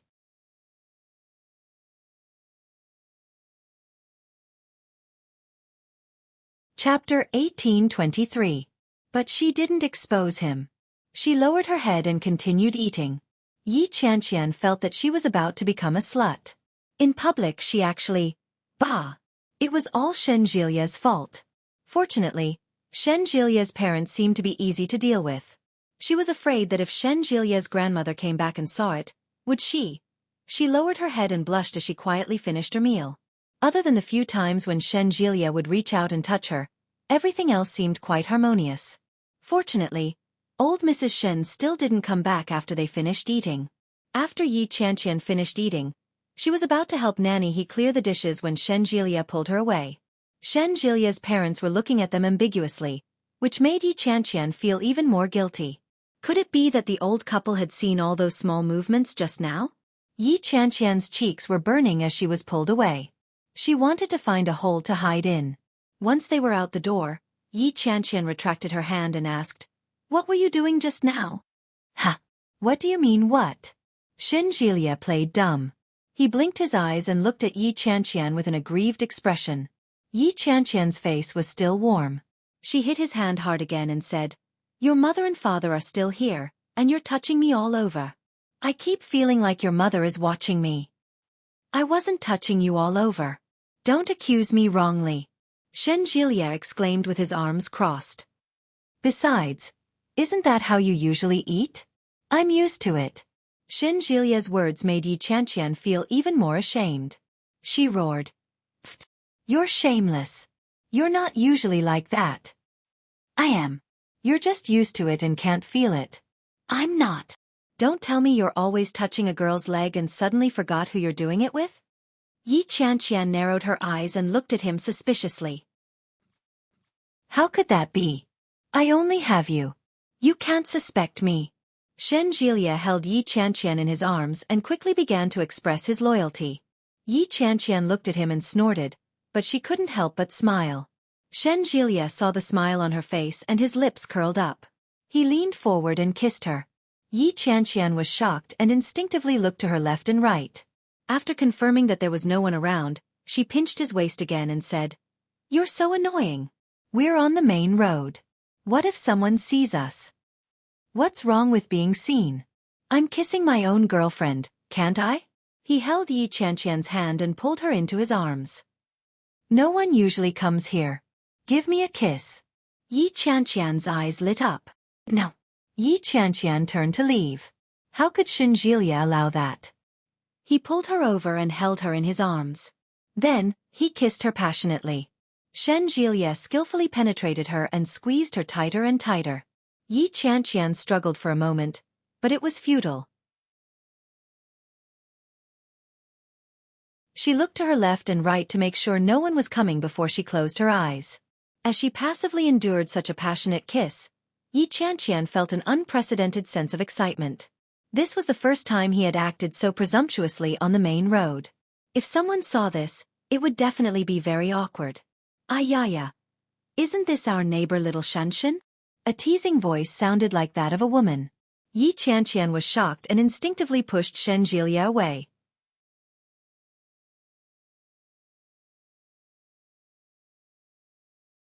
Chapter 1824. When he turned his head, he saw a woman in her 30s. She had a head of yellow curly hair and looked more mature. She looked at Shen Jilia mockingly and said, "Oh my, it's really you.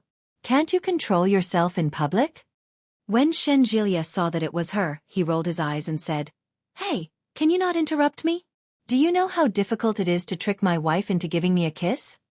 The woman also had a look of disdain on her face. "Wife? Are you married?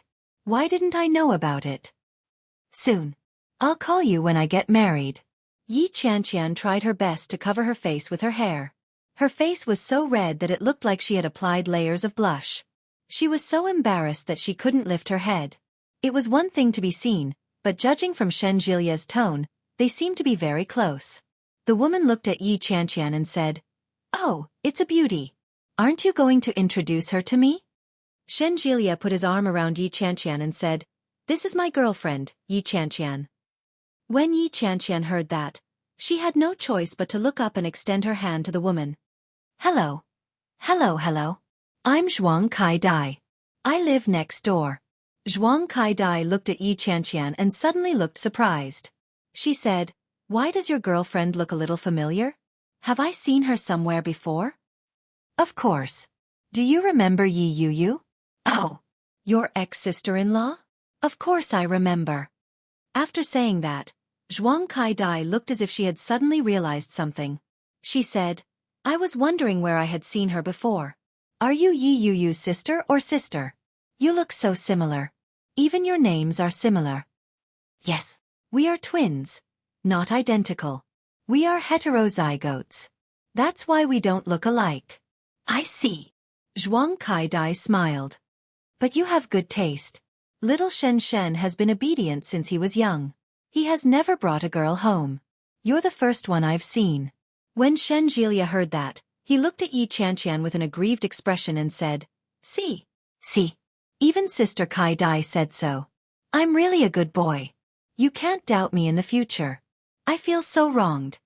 Yi Qianqian glared at him. Faced with Zhuang Kai's suggestive gaze, she blushed and said, "I was just joking. I never suspected you." He held Yi Qianqian's arm and said, "That's right. I won't do anything to let you down. Isn't that right, Sister Kai Dai? I'm very loyal to you." "That's right." Zhuang Kai Dai rolled her eyes at him and said, "Forget it. All right, I'm not going to talk to you anymore. My child is still at home alone. Go home and feed the child. All right, goodbye, Sister Kai-dai. Shen Jilia couldn't have asked for more. He quickly waved his hand and urged them on. Zhuang Kai-dai was both annoyed and amused at the same time. She said, "You little brat, well done." She strode forward. "I'm leaving. Goodbye, Qianqian." "Goodbye, Sister Kai-dai." Zhuang Kai-dai walked over and brushed past Yi Qianqian. In a low voice she said, "If you're going to marry this guy, be careful when dealing with his grandmother. She's a tough nut to crack." With that, she pulled away from Yi Qianqian and waved at them. Yi Qianqian's heart skipped a beat. She immediately nodded. "I'm leaving." Zhuang Kai-dai finally left.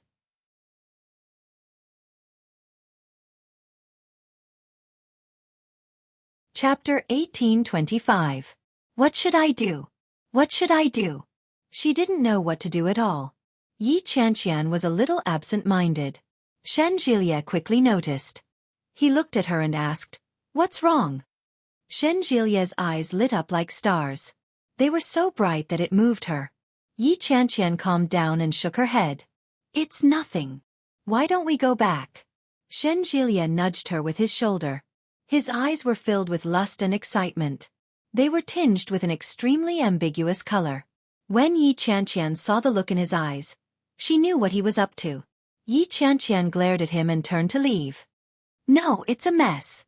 Hey, hey, hey. What a mess. Watch what you say." Shen Jilia called out from behind. He strode to catch up with her and crouched down to look at her face. Then, as if he was surprised, he shouted, "Wow, why are you blushing?" "I mean, I've been working overtime all day. I'm very tired." Yi Qianqian took large strides and walked around him as she continued forward. Shen Jilia followed and shouted, "Where are you going?" "There's a small park in front of us." As soon as he said that, he seemed to realize something. He looked at her with disgust and shyness and said, "You're so disgusting. How could you have such a perverted idea?" Yi Qianqian couldn't hold it in anymore. She laughed and pushed him away forcefully. In a low voice she said, "Get lost." "No, no, no. It's not good to get lost like this. What if someone sees us?" Shen Jilia didn't know what was good for him. He leaned over and pulled her. "Let's go back. I'm sleepy." Yi Qianqian saw the dark circles under Shen Jilia's eyes. She pursed her lips and nodded. The villa was huge. Shen Jilia led Yi Qianqian around before they returned home. Shen Longyue was sitting on the sofa watching TV. Nanny he had already finished washing the dishes and was tidying up the house. When she saw them, she smiled and nodded at them. "Hello, uncle." "Hello, Nanny he." Yi Qianqian greeted politely and followed Shen Jilia in. Shen Jilia had already entered his room and turned on the lights as soon as he entered. Yi Qianqian had originally thought that Shen Jilia's room would be decorated in a similar way. But who would have thought that it would be so different? A classic man's room. The first thing he saw when he walked in was an archery target on the wall, a heavy metal samurai shield, a Japanese army knife, a Swiss army knife, and a gun? Yi Qianqian walked in and stared at the AK hanging on the wall. Her eyes widened and she asked, "Is this gun real?" Shen Jilia glanced at it and chuckled. As he undressed he said, "Of course it's fake." Yi Qianqian followed his voice and looked in the direction of his voice. She saw what he was doing and took a cautious step back. "What are you trying to do?" Shen Jilia turned his head and smirked. He strolled over and whispered, "Guess what I want to do?" Yi Qianqian took a step back and clutched her chest. "The elders are still outside. Don't you dare mess around." "What could I possibly do?" Shen Jilia leaned forward with a smile. He lowered his voice and said, "At most, I'll just keep my voice down. No one will notice." "Bah!" Shen Jilia burst out laughing. "You're full of perverted thoughts. I'm going to take a shower. Just sit here."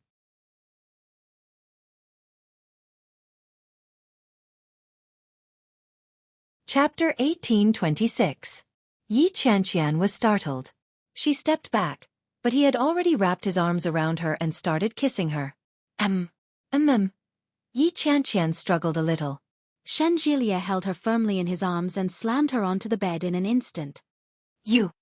Yi Qianqian had just gotten a chance to speak, but before she could say a word, her mouth was sealed again. Shen Jilie's upper body was bare. He spread his legs apart and pressed her beneath him. Hot kisses flowed along her neck. Yi Qianqian looked up and gasped uncontrollably. She put her hand on his back and patted him gently. You!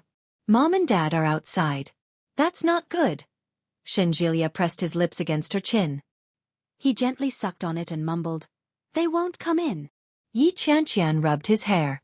Her breathing was a little uneven. She said, "Go take a shower. I don't despise you." As Shen Jilie spoke, he had already unbuttoned her bra through her skirt. "It doesn't matter how long you haven't washed it. I despise you. It's too late to despise me. You can't get rid of me." Shen Jilie's voice was low and husky. He leaned into her ear, and his warm breath was on her neck. Yi Qianqian was so sensitive that her whole body trembled. But she felt like flying. Shen Jilie couldn't wait to press her against him. His slightly rough hands stroked the insides of her clothes. Yi Qianqian felt his presence. Her cheeks turned red, and her heart raced. They were still in his house. If his family found out, would they think that she was very lewd? Shen Jilie didn't seem to be aware of it. He unzipped the back of her dress and slowly removed it from her shoulders. Her snow-white skin was exposed, and it made one's blood boil. Knock knock. There was a knock on the door. Shen Jilie paused. Yi Qianqian's body stiffened. They looked at the door at the same time. Yi Qianqian was so nervous that her heart was about to jump out. Yi Qianqian pushed him away, got up, and straightened her clothes. Shen Jilie shouted with displeasure, "Who is it?" "Your grandmother," he roared. Yi Qianqian almost laughed out loud. "Why does it sound like he's scolding me?" When Shen Jilie saw the expression on Yi Qianqian's face, he kissed her on the lips in displeasure. He slowly straightened his pants and walked toward the door. Yi Qianqian hid herself and fastened her skirt. Shen Jilie had already opened the door. Old Mrs. Shen was standing in the doorway with a dark expression on her face. Shen Jilie made up his mind and looked at the old lady. He raised his eyebrows slightly and asked, "Grandma, what's wrong?" "What about the girl?" "He's inside." "What's wrong?" Shen Jilie had a bad feeling about this. Yi Qianqian did the same. She strode forward. When old Mrs. Shen saw Yi Qianqian, she immediately went forward to hold her hand. Yi Qianqian was shocked by the suddenness of the situation. She exclaimed, "Grandma, what's wrong?" Shen Jilie quickly pulled Yi Qianqian back and asked, "Grandma, what are you doing?" "Let me see your hand again." Yi Qianqian's heart was filled with apprehension. She extended her palm. "Male left, female right. Show me your right hand." Yi Qianqian's heart beat faster. She extended her right hand. Shen Jilie frowned.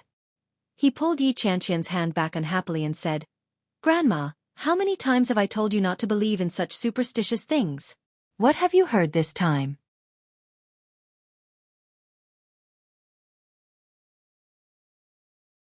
Chapter 1827. Old Mrs. Shen took Yi Qianqian's hand and looked at it. She frowned and said, "I was right. This girl can't do it." Yi Qianqian's heart skipped a beat. She was embarrassed. Shen Jilie's expression darkened as he said, "Grandma, I'm the one getting married, not you. Previously, when you liked Lily, I listened to you and pursued her. But now, I like Qianqian.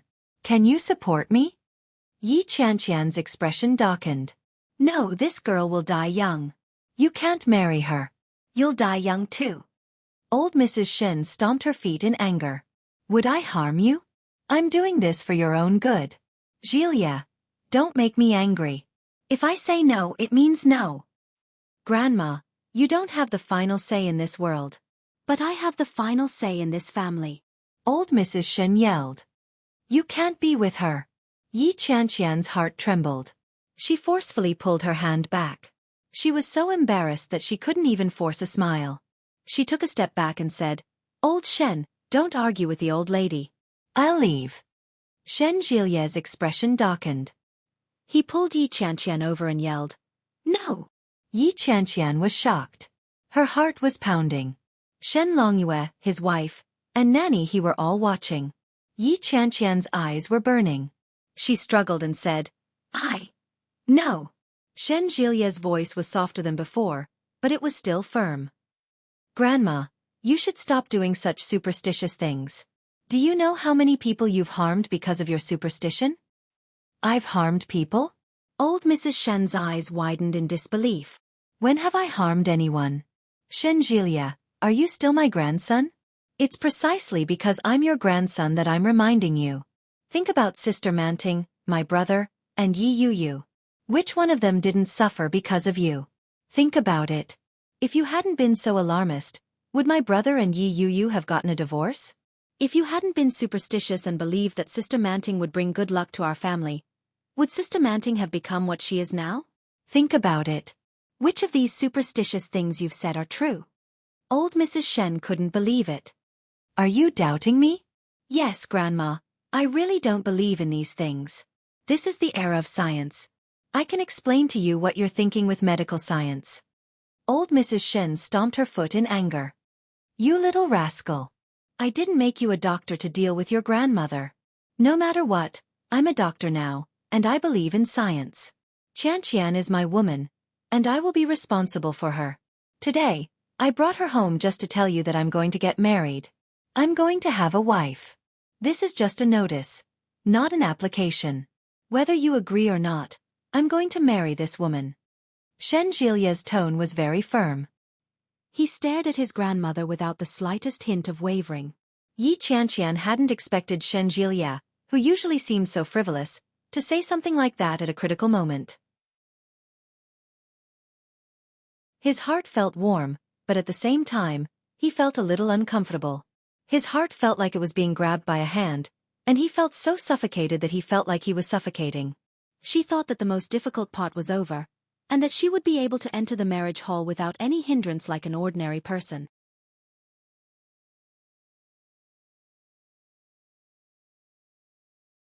Chapter 1828. I'm doing this for your own good. Why do you have to be so stubborn? Old Mrs. Shen gritted her teeth. I've already told you that this girl has a short life. I'll go to an old friend. She won't live past 28. That's impossible. Shen Jilia's face darkened. Grandma, you have to be so alarmist. Be careful that I don't fall out with you. Old Mrs. Shen looked at Shen Jilia and trembled with anger. She shouted, You! How can you treat your grandma like this? I'm telling the truth, Grandma. You have to accept reality.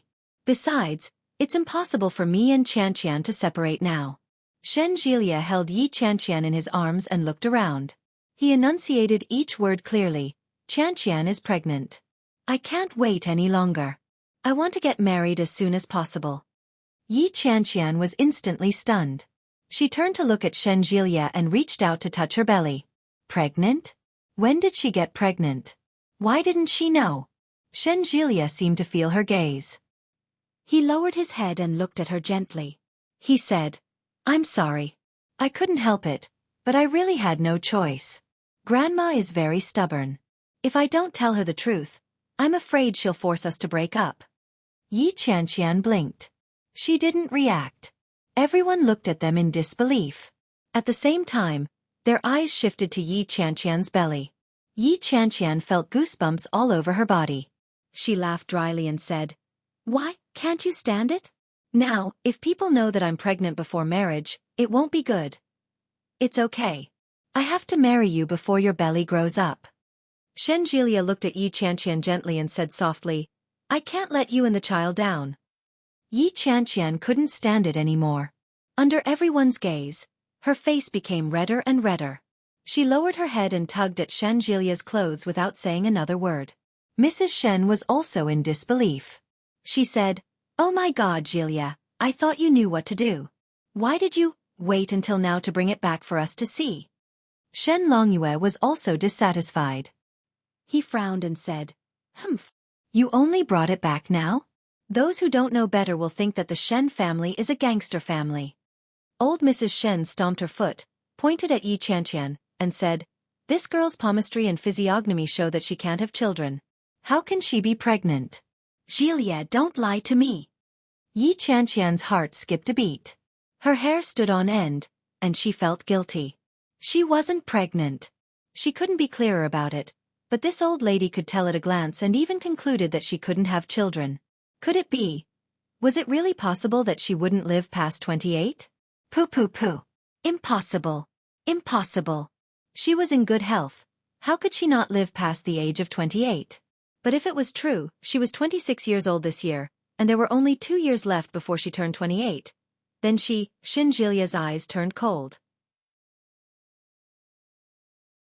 He held Yi Qianqian in his arms and said coldly, "Nanny, you've made a mistake." Old Mrs. Shen was infuriated and bellowed, "Shen Jilia!" Shen Jilia held Yi Qianqian in his arms as he stepped back and said, "We're going to bed. The fetus needs to rest. Good night, Mom, Dad." Old Mrs. Shen was even angrier. Shen Jilia had actually said good night to his parents, but not to her. She was obviously telling the truth. It was impossible that she was pregnant. This girl couldn't get pregnant. She knew Shen Jilia's temperament all too well. If he really married the girl, when the time came, he would probably be alone for the rest of his life.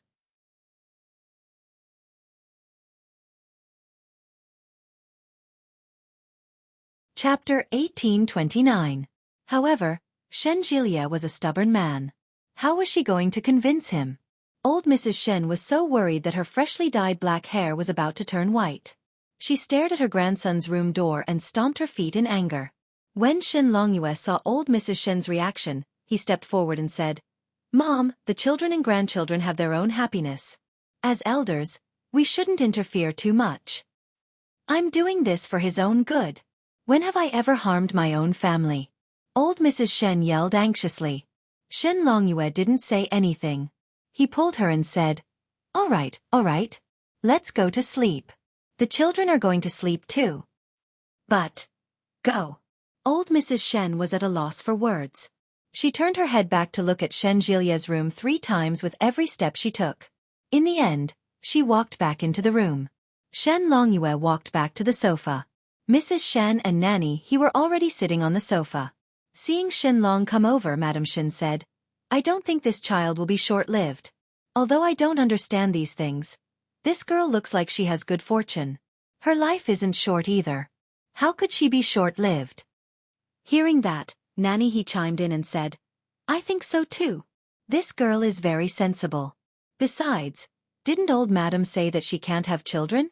Isn't she pregnant now?" Shen Longyue took a sip of tea and snorted.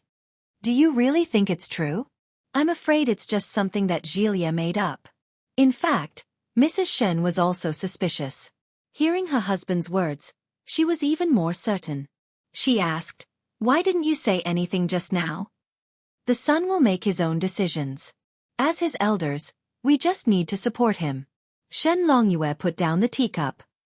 "It's rare for our son to like this girl so much. I also think that she's not bad. If we listen to our mother, I'm afraid it won't be appropriate." "That's right. Didn't you say that young miss would be blessed?" "In the end, young master."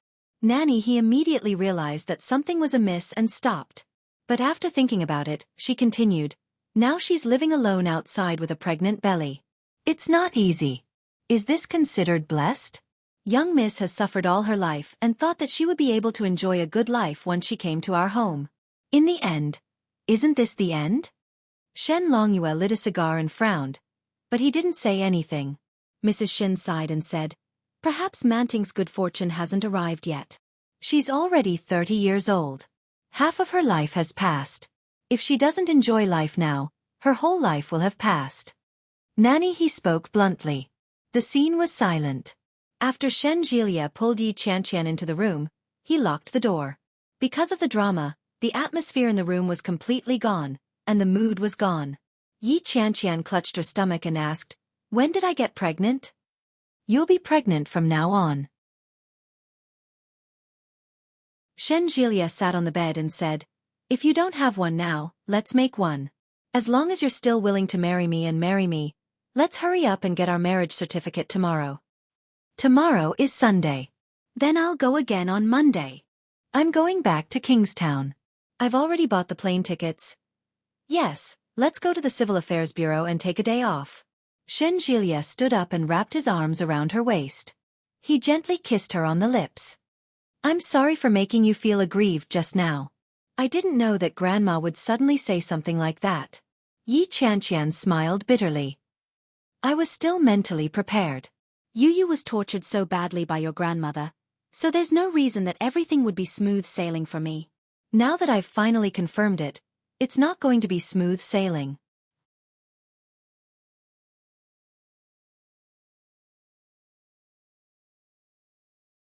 Chapter 1830. When Xueqi heard that, he poked her on the head and rebuked. It's not up to Grandma to decide whether things will go smoothly or not. If you want to marry me, we'll be together. What if Grandma doesn't agree? It doesn't matter. She'll agree. Yi Qianqian felt that something was wrong. She frowned and thought for a moment before saying, I think what Grandma said might be true. Didn't she say before that Yu was fated to get married again? Now that Yu has gotten married again, what if Yi Qianqian really died and didn't live past the age of 28?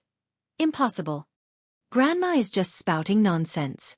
Grandma claims to be a demigod, so half of what she says is true, and the other half isn't. Based on what Yu said earlier, I'm guessing that Grandma has the intention of urging them to divorce. She's just trying to prove that what she said is true. Yi Qianqian was stunned.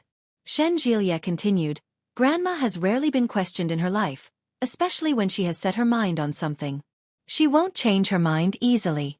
Grandma is a little paranoid. Is that an illness?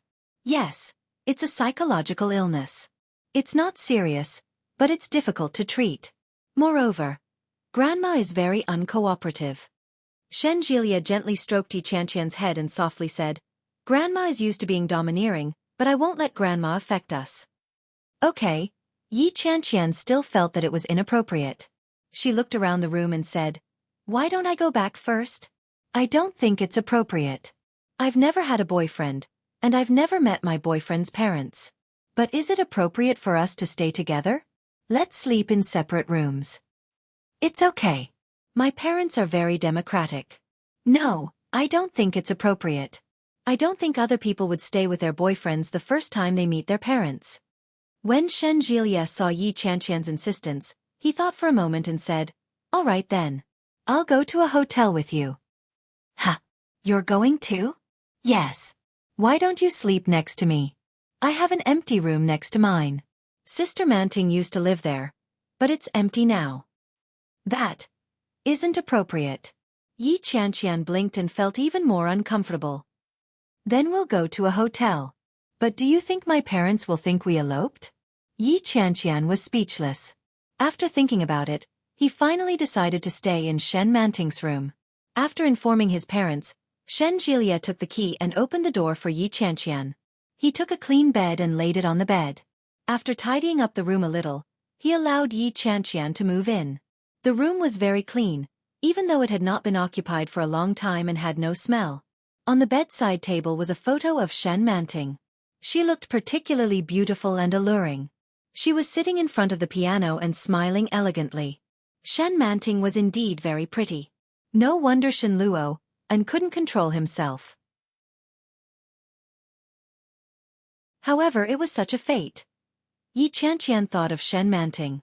She looked at Xueqi and asked, I heard that Shen Manting was an orphan brought back by grandmother. She was already a big girl when she was brought back. Why did grandmother suddenly want to bring a girl back to be her granddaughter? Xueqi was surprised. I didn't expect you to be interested in this. Sitting by Yi Qianqian's bedside, Xueqi said, It's all because of superstitions. They say that Sister Manting is blessed with good fortune, and that her horoscope is very similar to my older sister's. The Great Lock of the Soul officially changed its name to Restricted Hidden Marriage. Pampering your sweet wife 99 times.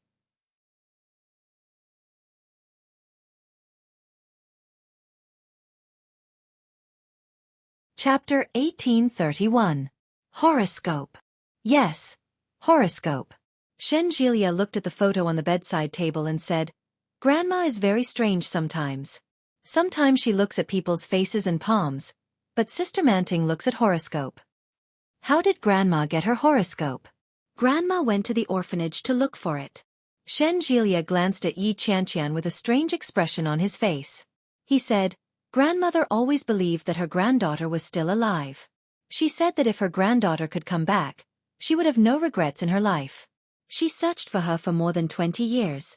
If she's still alive, she'd be about 28 or 29 years old now. So Grandma went to the orphanage to look for an orphan of that age? Yes, but because of this horoscope, she found Sister Manting. Based on her horoscope? Yes, she found her. After she brought her back to the capital, she did a paternity test and found that she wasn't our child. Yi Qianqian was speechless. But Shen Manting is already an adult. Why did she come back with Grandma? Yi Qianqian had automatically changed from your grandmother to Grandma. No matter how you looked at it, it seemed like a curse. She was still in school at that time, and an orphan's tuition had to be sponsored. Sister Manting's expenses were relatively high. When she first came back, she was dressed well, but she was too skinny. Later on, she became even more beautiful.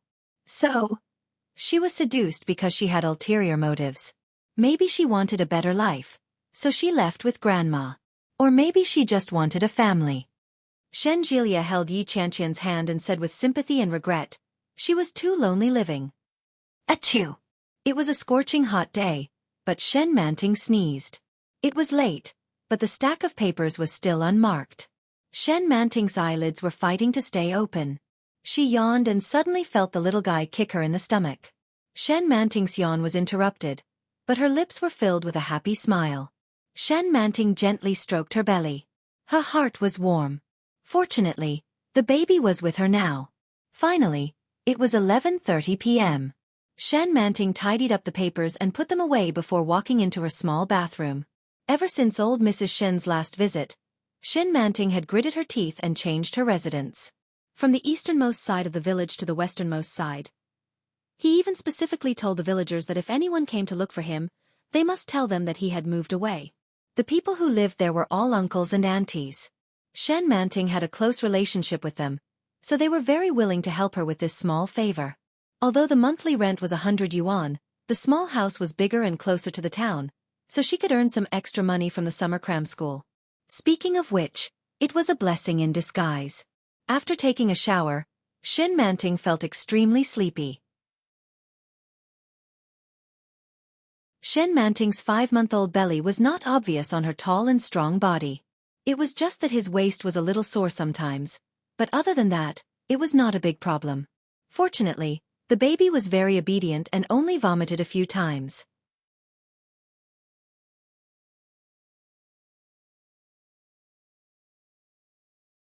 Chapter 1832. It was a 15-minute drive from the town to the village. It was not far, but it was not close either.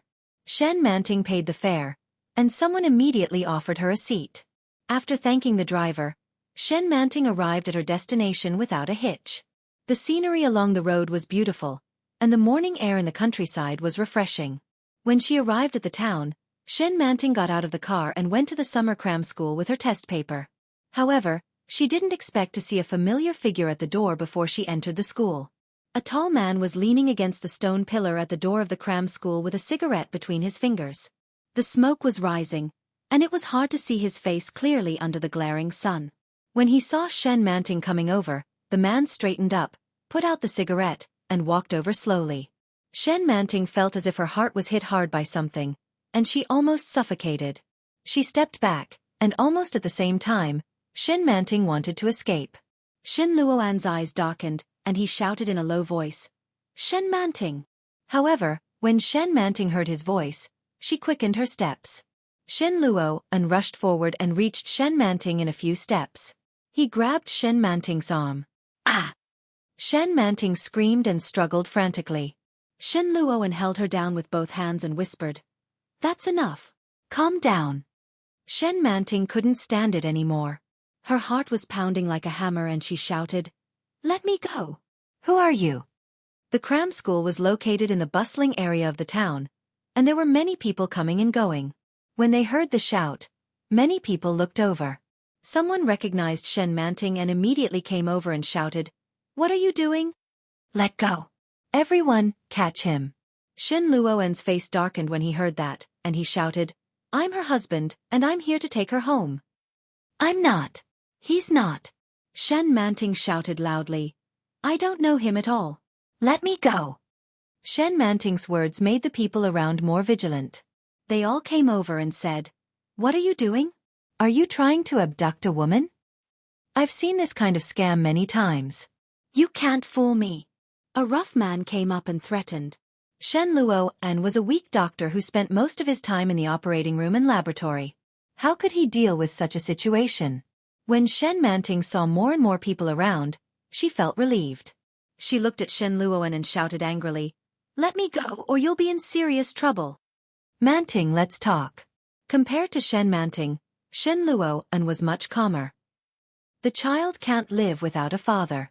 Let's talk first. Whether you want to go back with me or not is up to you. Tell them to go away first. This kind of formation was indeed a little terrifying. Shen Manting looked around at the many men who had gathered around and were ready to make a move. She knew that this was no joke. Pursing her lips, she nodded and said, I'm sorry, big brothers. He is the father of my child. But he was not her husband, much less her lover. When the surrounding people heard this, they were also suspicious. They said, Big sister, don't be afraid of him. We're all trained. Just shout and we'll help you take care of him. No need, no need. I'm serious. Thank you, brother. Upon hearing Shen Manting's words, the men walked away. Shen Luoen looked at Shen Manting with cold eyes. He glanced at her belly and said, You've grown up. You're pregnant with my child, yet you don't want to live a good life. What are you doing in this shabby place?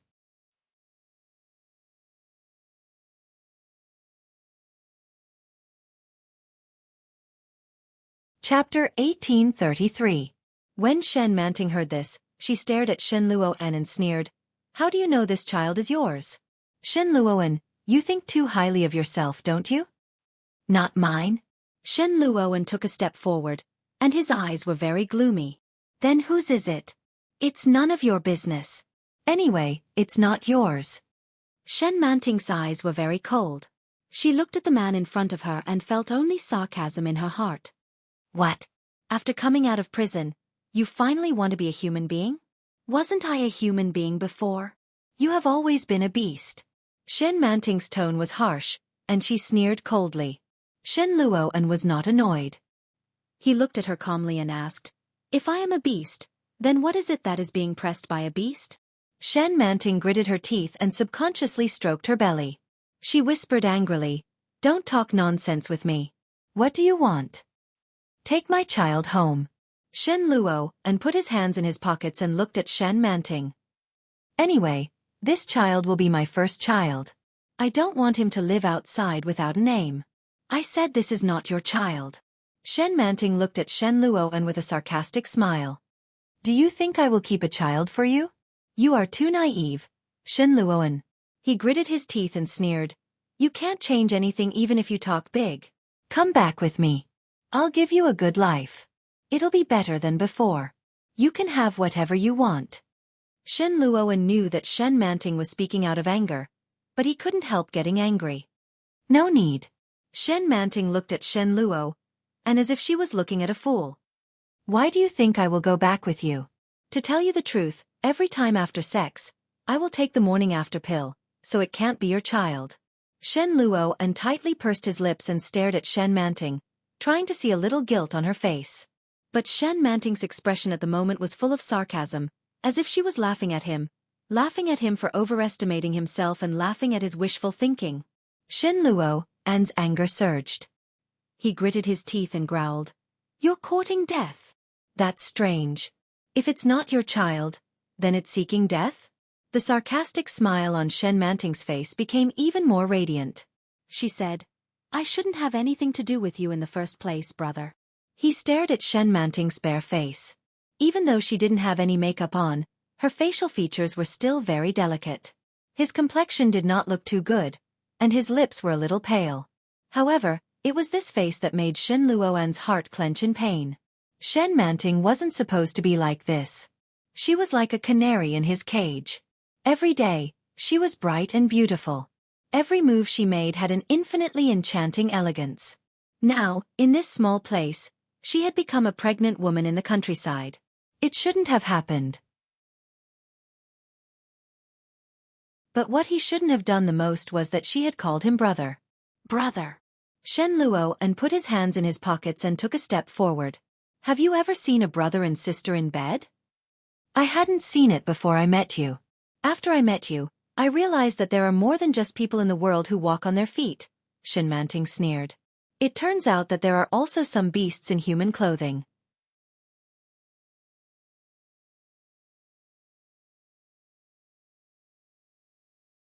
Chapter 1834. Do you think you can finish scolding me? Shen Manting curled her lips and was about to enter the cram school. I can't finish scolding you. This child has nothing to do with you. If you don't have anything else to say, you should go back. I think our relationship is a little awkward now. It's better not to see each other, lest my husband sees us and causes unnecessary misunderstandings. You have a husband? Shen Luoan frowned and asked sharply, when did this happen? Do I need to report to you when I have a husband? Shen Manting's face turned cold. Who do you think you are? Shen Luoan suppressed his anger and said calmly, forget it. I'm not here to quarrel with you today. If you have something to do, you go ahead. I'll wait for you here. Don't wait for me. I also have a serious job. I have to work here until night. You're a pregnant woman.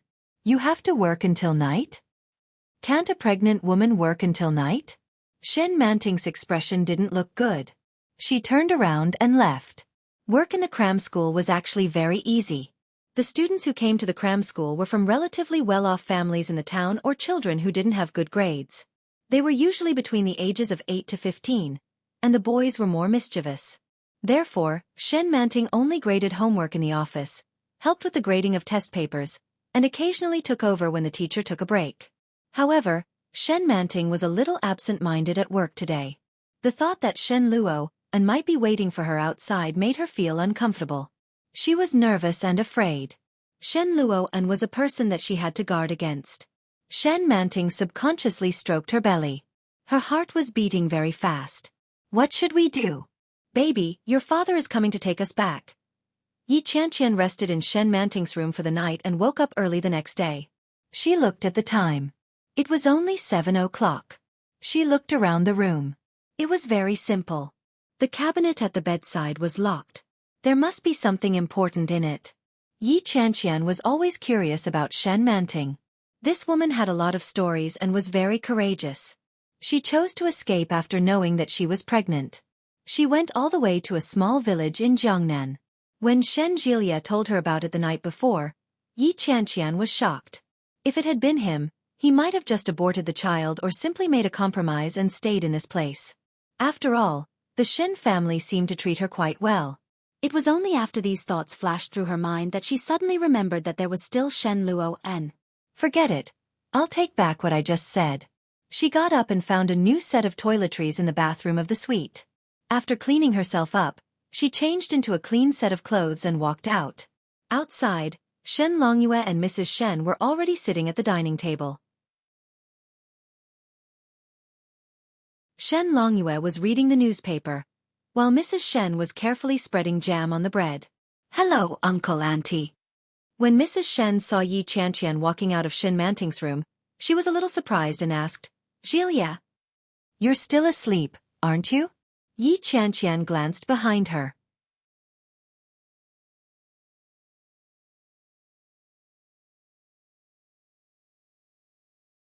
Chapter 1835.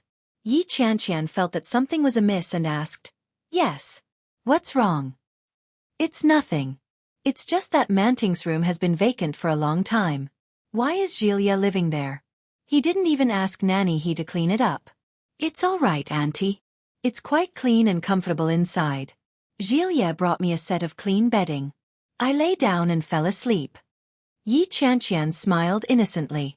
Mrs. Shen's expression visibly relaxed. This made Yi Qianqian even more curious. Was there something in Shen Manting's room that couldn't be seen by others? Everyone in the family was having breakfast. Nanny he went to Shen Jilia's room to call for him. She called him twice before there was a response.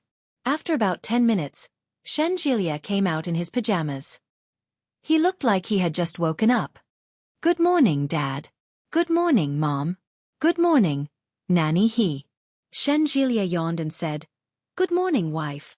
Yi Qianqian was a little embarrassed. In the words of Northerners, wife was equivalent to wife. Yi Qianqian blushed slightly. She sat by the side and took the breakfast that Nanny he had prepared for her without saying a word. Shen Jilia sat next to Yi Qianqian naturally. He glanced at her and asked, "Where's Grandma?" "She's still in the room. I just went to call her, but she seems to be in the middle of a divination," Nanny he whispered. "Old people always think too much. You young people don't have to worry so much. This is the era of science. It's better not to believe in such superstitious things." "We won't believe it. No matter what, Grandma has ruined my brother and sister Manting. I won't believe in such nonsense again." Shen Jilia took the breakfast that Nanny he handed him and asked, "By the way, where has my brother been recently? I heard that he's on a business trip. Who knows? He often disappears without a trace." Shen Longyue was reading the newspaper. When he spoke, he put the newspaper away and said, "Take good care of Qianqian.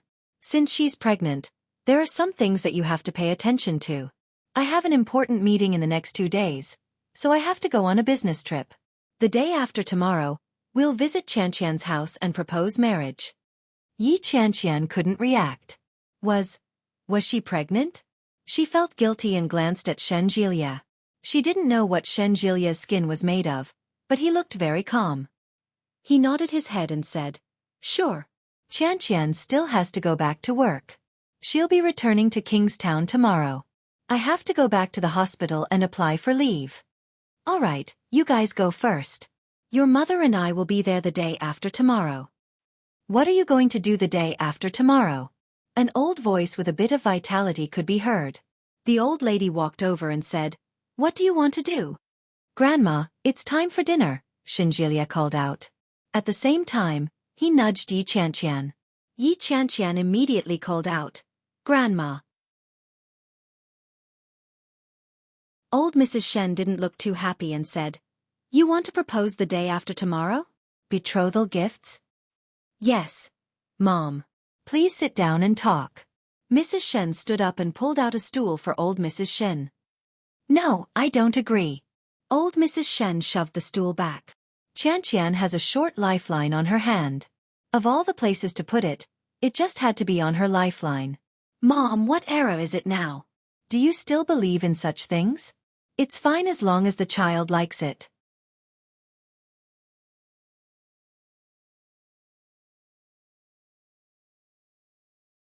Chapter 1836. Old Mrs. Shen's words were very direct.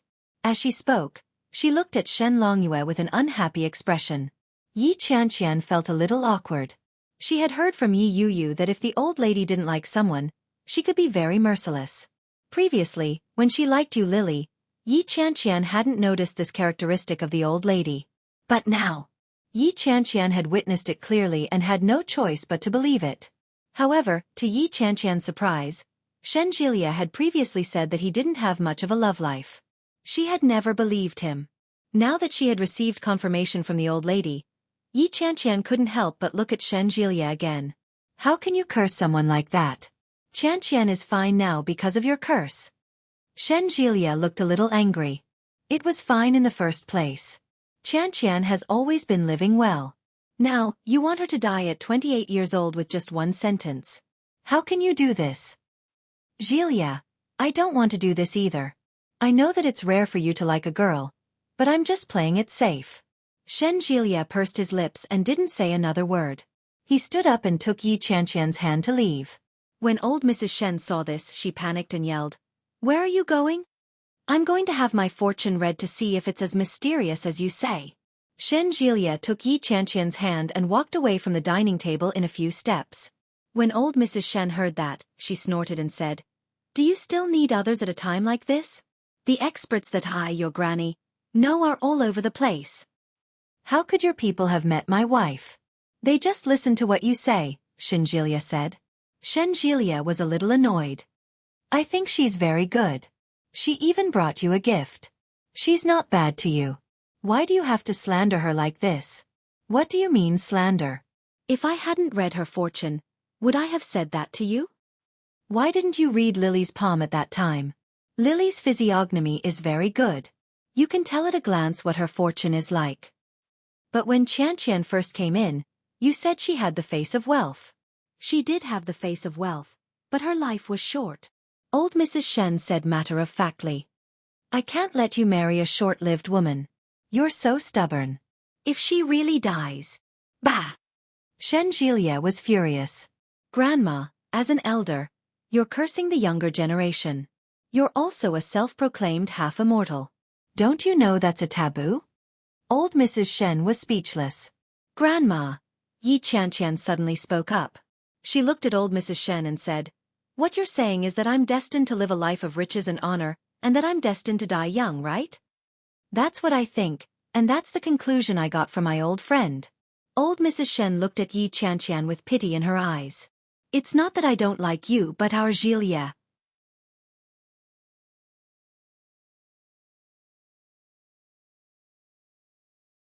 Chapter 1837. Yi Qianqian's words were clear. She pulled out all of her family's wealth and laid it out in front of them. Shenjilia silently hugged Yi Qianqian tightly and comforted her. Yi Qianqian glanced at Shenjilia and continued, when I was in high school, my grandmother contracted a very serious illness. At that time, she underwent continuous chemotherapy for several years. After struggling for several years, she finally couldn't take it anymore and passed away. At that time, our family was in dire straits. I had to work outside to be able to pay for my normal living and school fees. When I was in college, I almost dropped out, but my best friend helped me. That's why I'm where I am today. Grandma, does this kind of fate count as a life of wealth to you? Yi Qianqian's words were very firm. She looked at old Mrs. Shen, and every word that came out of her mouth was unquestionable. Old Mrs. Shen frowned when she heard that. Shen Longyue and Mrs. Shen were a little moved when they heard that. It's not easy for anyone to live in this world. I started from scratch, but your grandmother still said that I didn't accomplish anything in my life.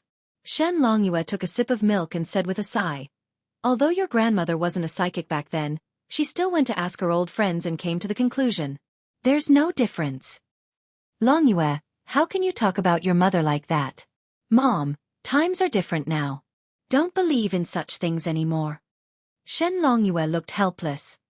Jilia isn't young anymore. It's not easy for him to find a girl he likes. Why do you have to break them up? You've said it yourself that doing such a thing will shorten your lifespan. It's my own grandson. It doesn't matter if my life is shortened. I'm doing it for Jilia's sake. I don't believe in such things. Shenjilia held Yi Qianqian in his arms. Let's go. Shenjilia.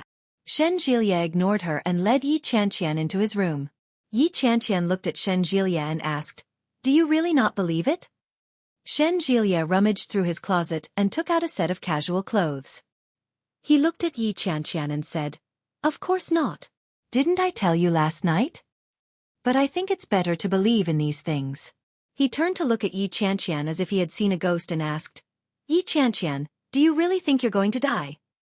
Yi Qianqian turned her head away in embarrassment and said softly, actually, someone has said something like that before.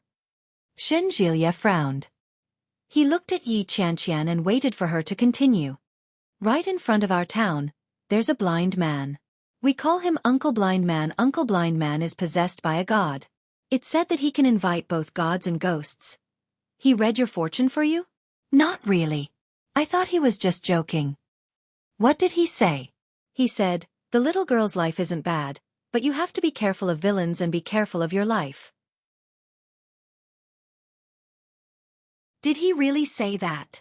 I don't remember the specifics, but that's the general idea. Shenjilia was silent for a moment. He took off his clothes and put on a shirt before saying, let's go back to Yun Town and get to the bottom of this. Can't we wait until tomorrow? Didn't they say that they would register their marriage on Monday?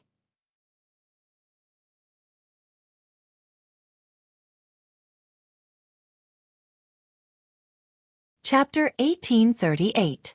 I'm going to get the household registration booklet, Xinjilia said softly as he held Yi Qianqian's head in his hands. We're going to get our marriage certificate tomorrow. Your grandfather passed away, and I haven't visited him yet. I'll go pay my respects tomorrow. Yi Qianqian was stunned. How did you know? Your sister told me about it yesterday. Xinjilia's eyes were filled with guilt. I'm sorry. It's just a quarrel. I shouldn't have ignored what's going on around you. If you hadn't told me about it yesterday, I'm afraid I wouldn't have known about it today. Yi Qianqian pursed her lips, suddenly feeling a little sad. She opened her arms and hugged Xinjilia. In a soft voice she said, It's not your fault. It's all my fault. I didn't trust you. Xinjilia rested his chin on her head and whispered, Qianqian, no matter what happens in the future, you must trust me. As long as you ask me, I won't lie to you. Yes. If I've done anything wrong to you, you're welcome to stab me to death with a knife. Yi Qianqian burst out laughing. She slapped him on the chest and said coquettishly, Go away. If I stab you to death, I'll have to go to jail. Xinjilia smiled and gently released her. He packed a few simple clothes and stuffed them into Yi Qianqian's suitcase. Then, Xinjilia dashed into his parents' room, flipped through the household register, and snuck back. When Yi Qianqian and Xinjilia walked out, old Mrs. Shen was having breakfast. Seeing that they were carrying a bag, he immediately became alert and asked, Where are you going? I'll leave first. Grandma, uncle, auntie, thank you for your hospitality. Yi Qianqian smiled and said, I have to work tomorrow. If I rush back today, I'll be able to work tomorrow. Where is Jilia? Of course I'm sending her to the airport. While he was at it, he could also go to Cloud Town for a walk. However, Xinjilia didn't finish his sentence. He simply picked up Yi Qianqian's suitcase and walked out. The two of them hailed a taxi and arrived at the airport in about 50 minutes. After buying the nearest ticket to Cloud Town Airport, the two quickly boarded the plane. When they arrived at Cloud Town, it was around 11 o'clock in the afternoon. The two of them ate something on the plane and went straight home. Some people in town were surprised to see Yi Qianqian. However, when they saw the young man beside her, they began to talk among themselves. Isn't that Yi Qianqian's ex-boyfriend? The one who did that to Feng Tongtong? I don't think so. They did that kind of thing and they're still together? If that's not the case, then she's changing men too quickly. Of course, Yi Qianqian also noticed the gazes around them, but she didn't care. She pulled Xinjilia along and headed home. When they entered the house, Yi Zhenhua was very surprised. He looked at Yi Qianqian and Xinjilia and exclaimed, You! Why are you together again? Didn't we break up? Yi Qianqian was a little embarrassed. She coughed lightly and said, I'm fine again. Yi Zhenhua looked at his daughter's blushing face and found it strange.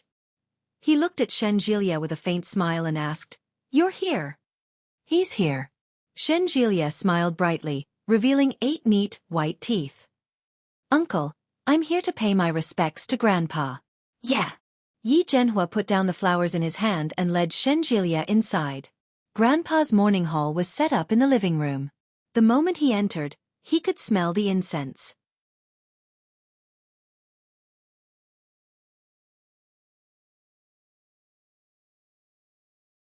Chapter 1839. Hello, Grandpa. Xinjilia knelt down as well. I'm Xiao Shen. I'm sorry that I didn't come to see you one last time when you passed away. But don't worry, I'll treat your granddaughter well in the future. I won't let Qianqian be bullied. I swear here. After Xinjilia finished speaking, he placed the incense sticks in the ground and kowtowed 3 times. Yi Zhenhua looked at Xinjilia intently and said, I hope you're not making empty promises. Although Qianqian is a girl, she's still a treasure in our family. Don't worry, Uncle. I'll treat Qianqian well. I'm here now to tell you that I've already spoken to my family. My father said that he'll come to propose marriage in 2 days, but I want to register my marriage with Qianqian first. Xinjilia sounded very sincere when he said this. He stared at Yi Zhenhua and almost called him Dad. Yi Qianqian felt a little uneasy. She was still concerned about what Xinjilia's grandmother had said. What if she really couldn't live past the age of 28? What should she do? Moreover, according to old Mrs. Shen, it seemed that it would be very difficult for her to get pregnant. Yi Qianqian felt a little sad. She looked at Shen Jilia's sincere eyes and suddenly felt that it was a little unfair to him. Old Shen, Yi Qianqian called out, interrupting Shen Jilia's words. Shen Jilia looked over, and Yi Zhenhua also turned his head to look at his daughter. Yi Qianqian looked at Shen Jilia and said, "Let's talk first."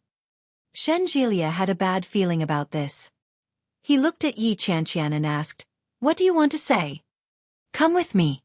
Yi Qianqian pulled Shen Jilia out of the room. Shen Jilia was pulled away. When he saw Yi Qianqian's solemn expression, he felt that something was wrong. Yi Qianqian pulled him into the room. Shen Jilia stared at her and asked, "What do you want to say?" I think.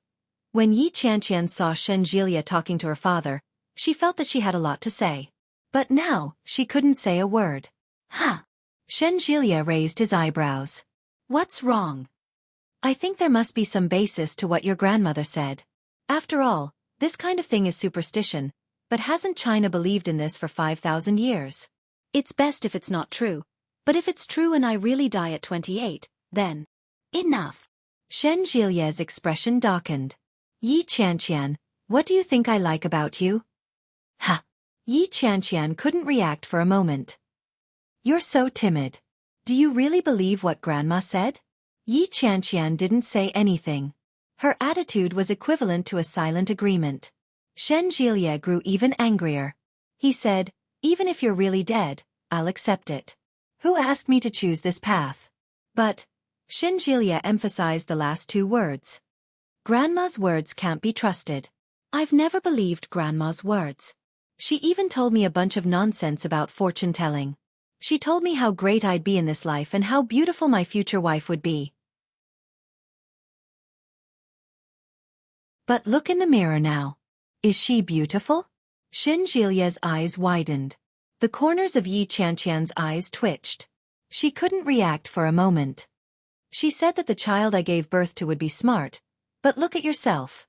With your genes, do you think you can be smart?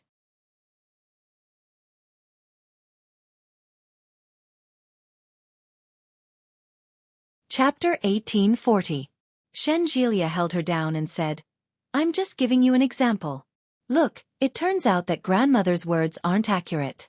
Sometimes you're just unlucky. It's just a coincidence. We're not married yet. Who can guarantee that I'm the wife your grandmother said you're going to marry? Besides, grandmother said it's difficult for me to have children. I think your wife might not be me, but someone else." Shen Jilia lost his temper. A sense of helplessness and defeat engulfed him from the bottom of his heart. Yi Qianqian, do you really believe grandmother's words? Yi Qianqian pouted. She seemed to be acting coquettishly and aggrieved. I don't want to believe it either, but didn't she say that Yu would have a second marriage? Didn't it come true? I think she forced Yu to divorce my brother. Is she going to let her die alone? A second marriage is only a matter of time. Is that so? Yi Qianqian didn't quite believe him. However, when she saw the obvious unhappy expression on Shen Jilia's face, she nodded and said, "That seems to make sense." "Anyway, I don't believe in that."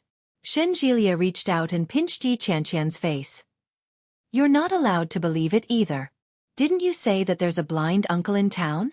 Let's go take a look." "Now." "Yeah." Shen Jilia pulled her. "Since we're already here, we'll naturally go look for the blind uncle after paying our respects to grandfather."